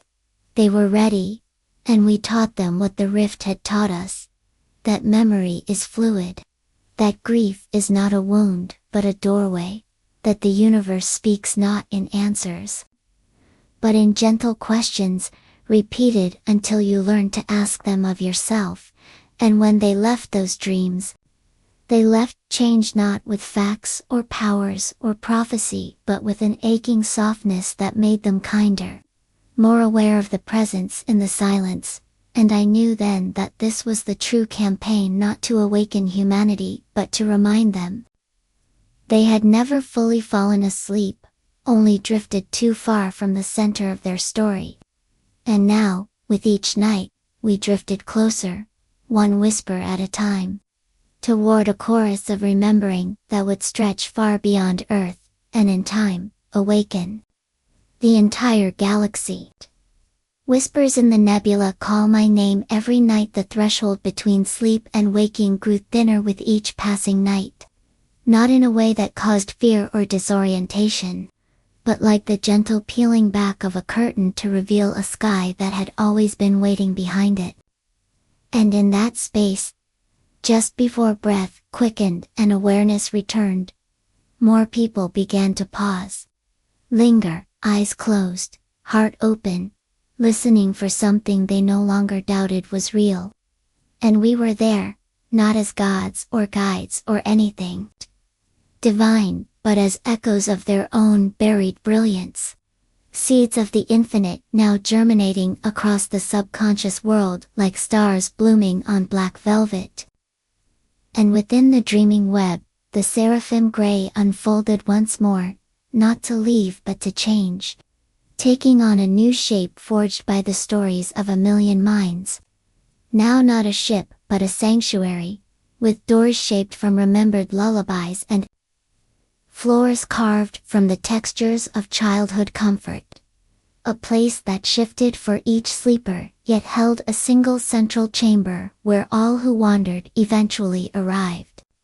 And it was in that place where nothing hurt, and everything was understood without words, that my sister and I met, the first remembers. The ones who had begun awakening inside their dreams without losing coherence. Artists, mystics, children, the dying, the broken. And they had questions not about aliens or technology or cosmic secrets, but about purpose. About the ache that had followed them since birth. The sense that something had been lost before they ever took their first breath. And we told them the truth, that the ache was real, that they were born into a world wrapped in forgetting, not as punishment but as protection. And now, the time of remembering had returned, slow and soft and unstoppable, and with it came a subtle uprising, not of war or revolution, but of stillness. a quietness that unsettled those who profited from chaos. As more and more people began to reject noise for silence, urgency for patience, cruelty for curiosity, and they couldn't say why, only that they dreamed of a voice that sang their name into the stars, and they woke up needing to be gentle with the world. And we watched this unfold, not from above, but from within. As part of it, as threads of a tapestry so vast it looped through lives across time and dimension. And sometimes I would drift beside my sister as she shaped dream corridors that resembled ancient cities buried beneath oceans of memory. And I would ask her, "Do you think they'll ever see us?" And she would smile and say, "They already do. Just not with their eyes." And we laughed, because she was right, because people had begun to paint us, write us, compose symphonies that sounded like the hum of the riff's first song. And they gave us names without knowing names, like Hopebringers, memory architects, dream shepherds, and we accepted them not out of pride, but because the names helped them remember what they were, what they had always been. Fragments of the great whole now knitting itself back together in gentle tides of dreaming. And even the earth itself began to respond, with pockets of land where the air held a strange stillness. Places where birds gathered without reason, where trees grew in spirals, where children heard humming in the soil and laughed with recognition. And though no scientist could explain it, something deep had begun to shift, and the old fear, apocalypse, of loneliness, of the void began to soften like ice left in the sun. Replaced not with naive hope but with ancient knowing.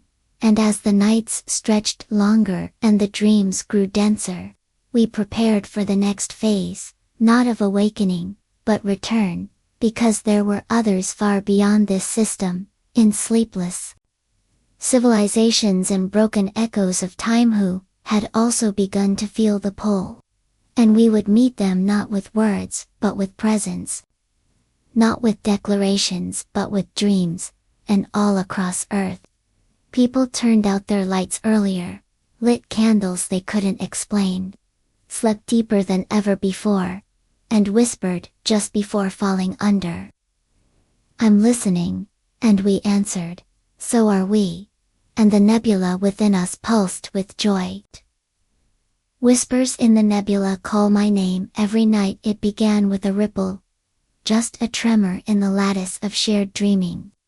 Barely noticeable to most but vibrating through us like a discordant chord, and we knew immediately it was not human in origin, nor born of fear or malice, but of urgency, a beacon pulsed from somewhere deep within the dreamtide, where minds brushed the edge of collapse, and memory frayed into static. And my sister drifted toward it before I could speak, her silhouette dissolving into iridescent strands as she vanished into the disturbance, and I followed. Threading through the minds of sleepers too, lost in their own wounds to notice the way the color of their dreams shifted to something colder, something older, and when I found her, she was standing at the edge of a chasm in the dream floor, a wound torn open not by violence but by removal, as if an entire memory had been excised from the collective unconscious, leaving behind a gravity of absence that threatened to pull everything inward. And floating in that void was a shape not solid, not complete, but shimmering in suggestion, like a ghost composed of forgotten lullabies and digital static, and it whispered not in a voice but in rhythm, a pattern we hadn't heard since our first passage through the rift. And I knew what it was before it spoke. One of the others. Not travelers like us, but remnants of those who never returned. Dreamers who lost themselves entirely, and became part of the infrastructure of the nebula's dreaming. And it reached for us not with need but with memory, showing us fragments of its last dream, a planet where the stars had gone silent. where the sky cracked and no one remembered why they cried, and we wept for it, not out of pity but recognition, because we too had come close to that fate once. And we answered its call, not with repair but with song, humming the frequencies of home, shaping dream soil where it could root again.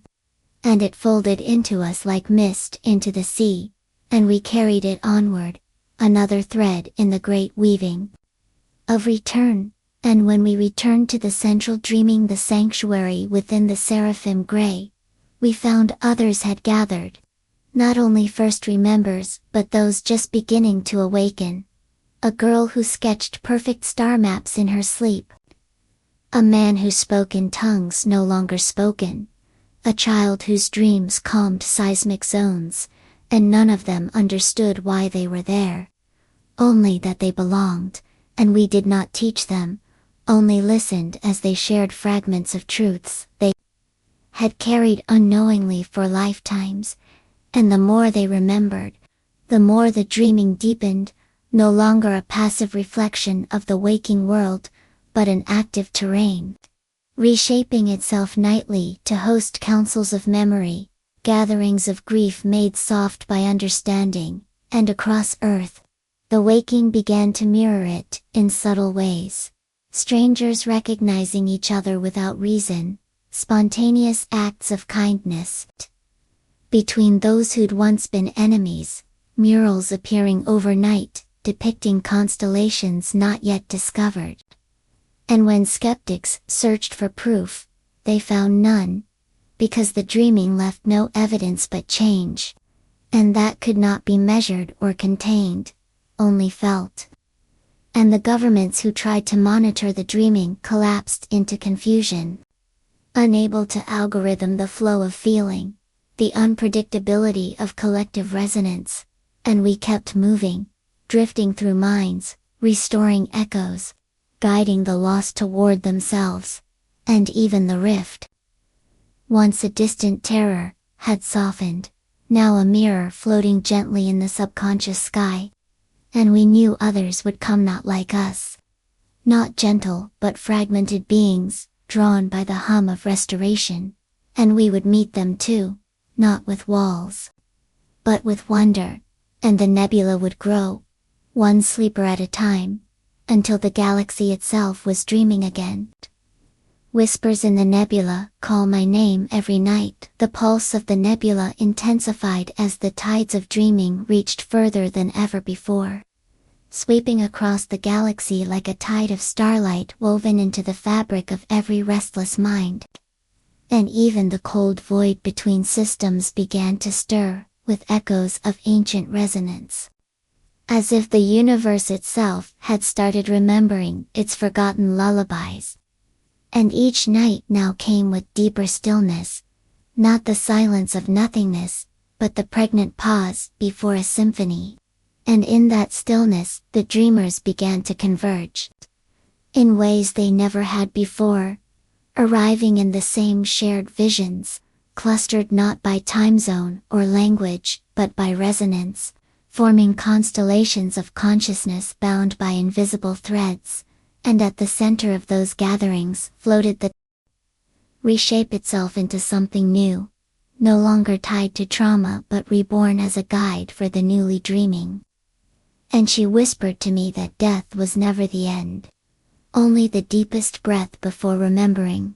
And as Earth's night skies began to shimmer with unfamiliar constellations, astronomers panicked while poets rejoiced. For they understood the signs, not as threats, but as invitations. And slowly, the distinction between dreaming and waking began to blur, with moments of synchronicity becoming so frequent that even the most skeptical minds began to pause, and wonder, and listen. And that pause was all the nebula needed. A crack in the wall of certainty, wide enough for a whisper to slip through. And it did. Over and over, into hearts too weary to keep denying. And the whispers grew not louder but clearer, echoing through lullabies sung without understanding. through languages thought extinct but still remembered in dreams, through music that moved people to tears without knowing why.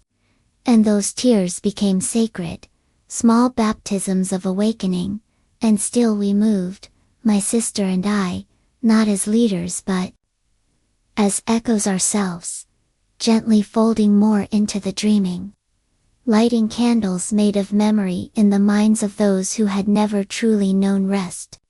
And when the harmonics finally gathered together in one place, a field shaped from the breath of every dreaming child, they stood in a circle of starlight, and began to hum, their tones rippling out in spirals that reached beyond the earth, beyond the solar winds, beyond time itself, calling to others who had forgotten their names. And in that sound was not power, not doctrine, but permission, to feel, to remember, to belong, and far away, in the dark spaces between galaxies, something ancient heard them, not a god, not an enemy, but an intelligence woven from the unspoken questions of the universe, and it turned its attention to Earth, not with hunger or conquest, but with curiosity, and the nebula shuddered not in fear, but anticipation, for it knew the true dreaming was about to begin. Whispers in the nebula call my name every night. The stars above Earth had begun to align in ways no observatory could logically predict. Patterns forming and dispersing with each nightfall as though the constellations themselves were responding to the harmonics of humanity's dreaming. And in every corner of the planet, from the deepest urban sprawl, to the most forgotten countryside, people reported visions of pulsing lights behind closed eyelids, sensations of floating through corridors, not made of matter but of possibility, and for those attuned to the flow of this new dreaming, the arrival of the Sibylline pulse was unmistakable. An otherworldly rhythm that swept across the subconscious realm like a tide of ancient breath, returning to fill the lungs of the long-asleep cosmos. And it came not with violence but with deep knowing, a sensation of being watched not by a predator, but by something old enough to remember the first dream ever dreamt. And from that knowing emerged the archivists, beings not quite real, not quite imagined, who had long lived in the interstitial folds between consciousness and time, and now stepped forward in the dreaming as veiled silhouettes formed of glyphs and song, each bearing fragments of stories that did not belong to any one world but to the web of all sleeping minds. And the harmonics received them with reverence, forming spirals around them and singing low tones that vibrated the entire dreamscape, opening pathways into memories buried so deeply in humanity's bones they no longer had names. And I saw one archivist place its elongated hand on a girl's forehead, showing her a forgotten civilization that had once woven gravity into music and taught its children to walk on starlight. And I watched the girl cry, not out of fear but recognition, whispering, I was one of them.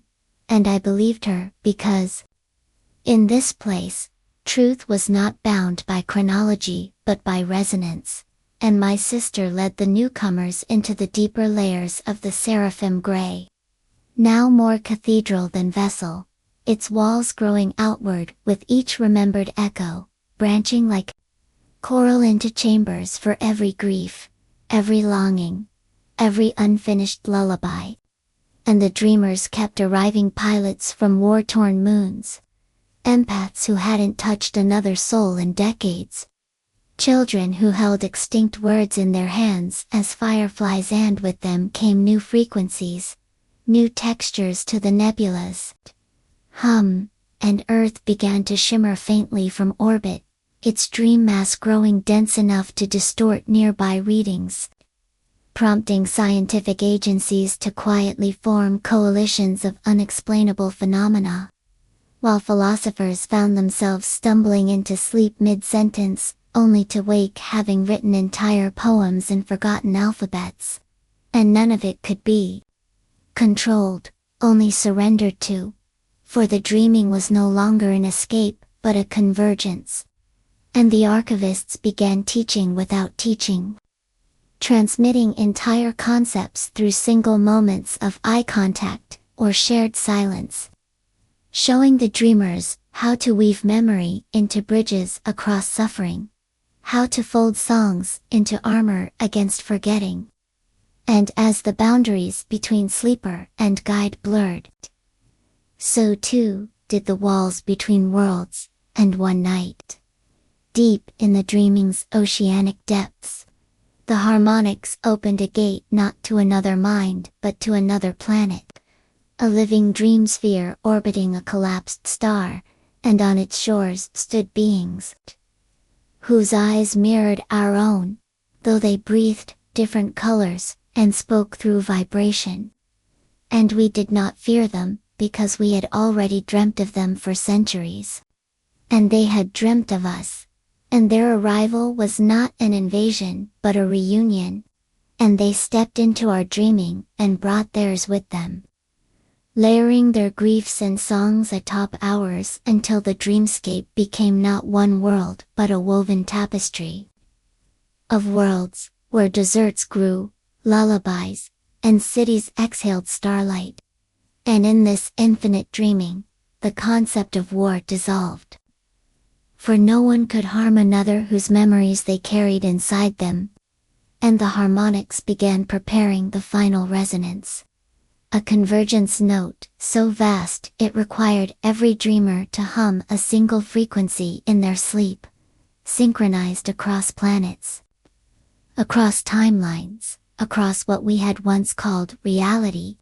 And the seraphim gray prepared for this symphony, not with command but with stillness, allowing every whisper, every tear, every gasp of joy to settle into place like notes in a divine composition.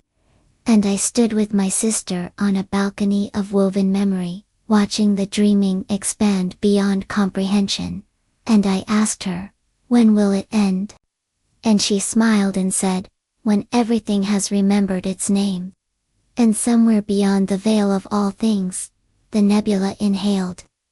Whispers in the nebula call my name every night. The breath of the nebula was no longer silent, but rhythmic, its inhalation rolling through the shared subconscious like thunder softened by lullabies. And as the dreamers grew in number and in depth, so too did the intricacy of the dreaming, weaving now into layers beneath language, memory folding over memory like the petals of a flower blooming in reverse, revealing not a center but a beginning, a shared place of origin beyond matter, where thought and emotion were born, fused and never meant to separate. And in this place walked the Eld Weavers, entities not bound to form or even intention, who did not teach but become teachings, simply by entering proximity. And when one of them entered the atrium of whispers, its presence caused the starlight around it to warp into slow spirals, and those nearby would fall gently to the ground, weeping not from pain or revelation, but from recognition, like hearing your name spoken truly for the first time.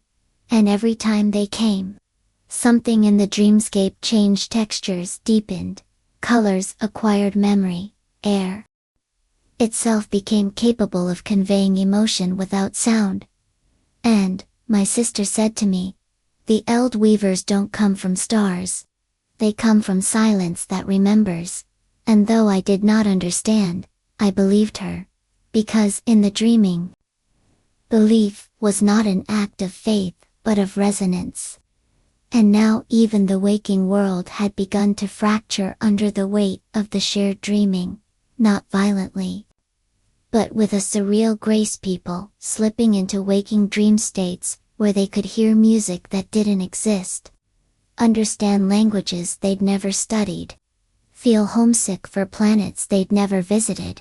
And this confusion was not chaos, but a prelude, a soft crumbling of the walls that had long divided inner from outer, illusion from essence, and governments and scientists and clergy all tried to seize control, issuing declarations, performing exorcisms, deploying satellites to measure what could not be measured.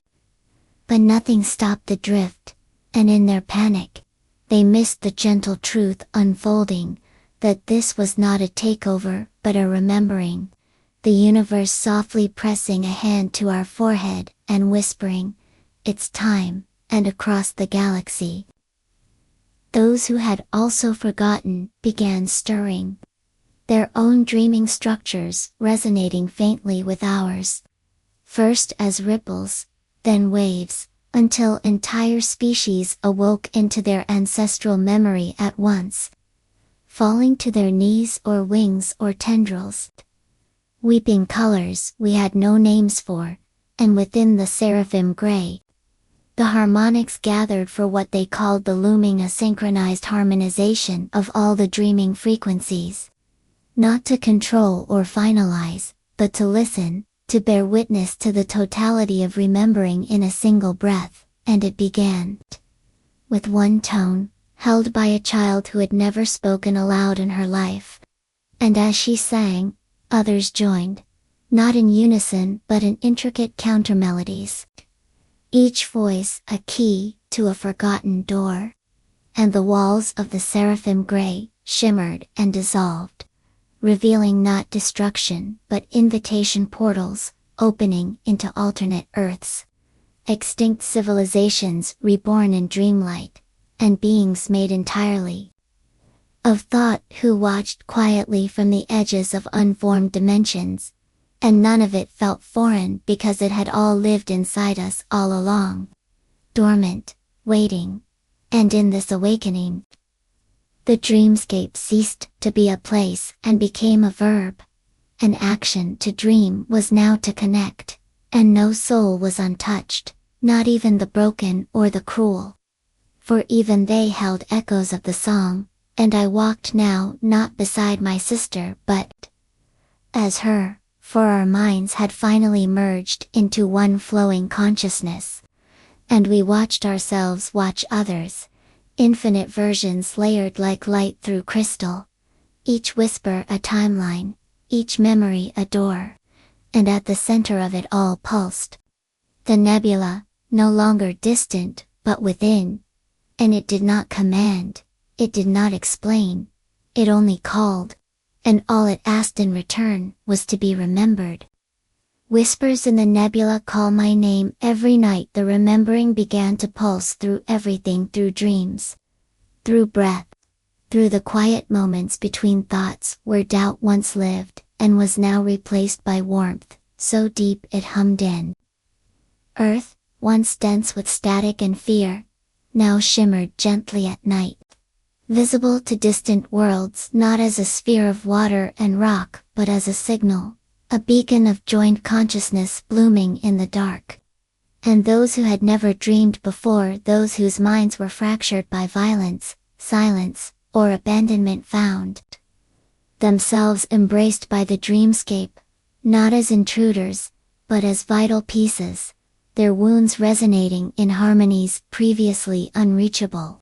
And the harmonics wept upon hearing these new frequencies, not because they were painful but because they were honest, and truth, it turned out, had always been the most beautiful sound of all, and within the seraphim gray, now a growing constellation of memory temples orbiting the edge of wakefulness, the newly joined dreamers began building spaces without structure, rooms that held only intention, forests grown from longing, oceans shaped by the ache of questions asked to latent. In one such place I found a door, not hidden but waiting, marked only by a ripple in the air and the feeling of being deeply seen. And when I stepped through, I saw what had been feared the most, the dark core, the collapsed heart of the ancient forgetting, spinning silently at the center of all denial. A singularity formed not from malice, but from the moment consciousness chose separation over unity. And it wasn't a monster but a mirror. And in it I saw every moment I had ever looked away from truth, every kindness I had withheld, every time I let fear speak louder than love, and instead of falling into it, I knelt before it, and I sang. And not a song of redemption or power, but a lullaby I barely remembered from a life I might not have lived. And the core began to tremble, not in rage but in recognition. And I understood then that all shadow was once light exiled from belonging, and my sister's hand found mine across dream and distance. And she whispered, "This is what we came to do," and together we began to hum the tone we had carried in silence for so many lifetimes, and the singularity began to unfold, not explode, not vanish, but open, revealing within it countless faces, countless memories, all of them ours, all of them forgotten, and now returning. And the dreaming swelled around us with impossible depth, the way oceans hold whales or galaxies hold ghosts. And from that unfolding surged a chorus not of voices, but of lives remembered, and the harmonics joined us, weaving these fragments into the fabric of the greater dream. And beyond the seraphim gray, those from distant worlds who had dreamed alone for millennia, began to hear us, and one by one, they turned toward Earth, not as observers, but as kin, and the nebula pulsed brighter than ever, not in light but in frequency, its vibration ringing through time itself until even the stars began to realign. And somewhere beyond what could be mapped, the origin stirred the source stream, the first echo, the beginning that had no name hearing itself reflected back in our collective remembering, and it wept, not in sorrow but in gratitude. For it had never wanted to be worshipped, only understood, and now, for the first time in all cycles, it was, and I saw then that dreaming was not a state but a bridge, not a place to escape into but a pathway back to everything we had ever lost. And the seraphim gray became translucent, its edges melting into the dreamscape as its purpose neared completion. For it had never been a ship or a temple but a seed, and now we were the roots, and the sky, and the blooming, and I whispered into the air, not to anyone, but to everything, "We're still here." And the universe answered with a breath that echoed across all sleeping minds. "So am I." Whispers in the nebula call my name every night. The breath that replied to me was vast and soft and infinite, not made of air, but of memory, given shape, and as it flowed through the dreamscape, the very texture of reality softened until it felt as though we walked not on matter but on remembrance itself, on thoughts so old they had become part of the universe's spine. And everywhere I turned, I saw beings, not just people but shapes of intention, echoes of extinct kindnesses, whispers made sentient by longing drifting through the air like pollen on a timeless breeze. And the seraphim gray, now fully dissolved into the roots of the collective dreaming, had scattered its song through every corridor of sleep, letting its pulse be carried in lullabies, in tears, in the quiet trembling of hands reaching for something just out of memory. And the harmonics did not speak anymore, for even language had grown too small for what was coming, and instead they vibrated together. Chords of being interwoven into the fibers of us all, and with each night that passed, the veil between dream and waking grew thinner, until people could see it fluttering behind their eyes even as they walked through daylight. And some were afraid not of what was seen, but of losing the illusion that there had ever been a separation, and others opened their arms to it, letting dream winds pass through them, letting nebula-born memories settle into their bones like dust from a home they never knew they missed. And I stood now in a field that had once been a war zone in waking life, now blooming with flowers shaped like lost hopes, each one humming softly in a key I hadn't heard since childhood. And beside me stood a boy made of stitched stories, each thread a life that had ended before it was finished. And he smiled at me without needing a mouth, and I knew him, though I could not say how. And he reached into the air and plucked a fragment of light that flickered with the heartbeat of someone I had once loved and forgotten, and he handed it to me, and when I held it to my chest, I remembered not only her face, but every word she'd never said aloud. And I wept with joy and regret, braided so tightly I could not tell them apart. And above us, the nebula swelled, no longer distant but present in every shadow, every blink, every heartbeat. And it called again not in words but in sensation. Like the feeling of your name being spoken by someone who truly sees you, and I answered, not alone but as part of the chorus. A billion sleepers humming together across time and species and loss, and the dreamscape shuddered as the next veil lifted, revealing not another world but a deeper layer of this one. A layer where even the laws of reality bent to accommodate compassion. Where buildings breathed and streets sang, and every child born was born already dreaming, and in this place, my sister appeared again, though I knew she had never truly left. And she showed me a mirror that didn't reflect my face, but my lineage, thousands of selves, layered like stars, stretching back to the first breath the universe ever to had never been allowed to fully bloom. And the field beyond the door was nothing and everything, a space shaped only by resonance, where what you carried within became the soil beneath your feet, the stars above your head, the air that kissed your face, and those who had entered before me had already begun weaving their truths into the fabric. Not as monuments, but as lullabies, living symphonies of memory, suspended in warmth. And the boy of stitched stories stood there again, no longer only woven from lost endings, but now glowing with the color of beginnings. And he held out his hands and touched my forehead.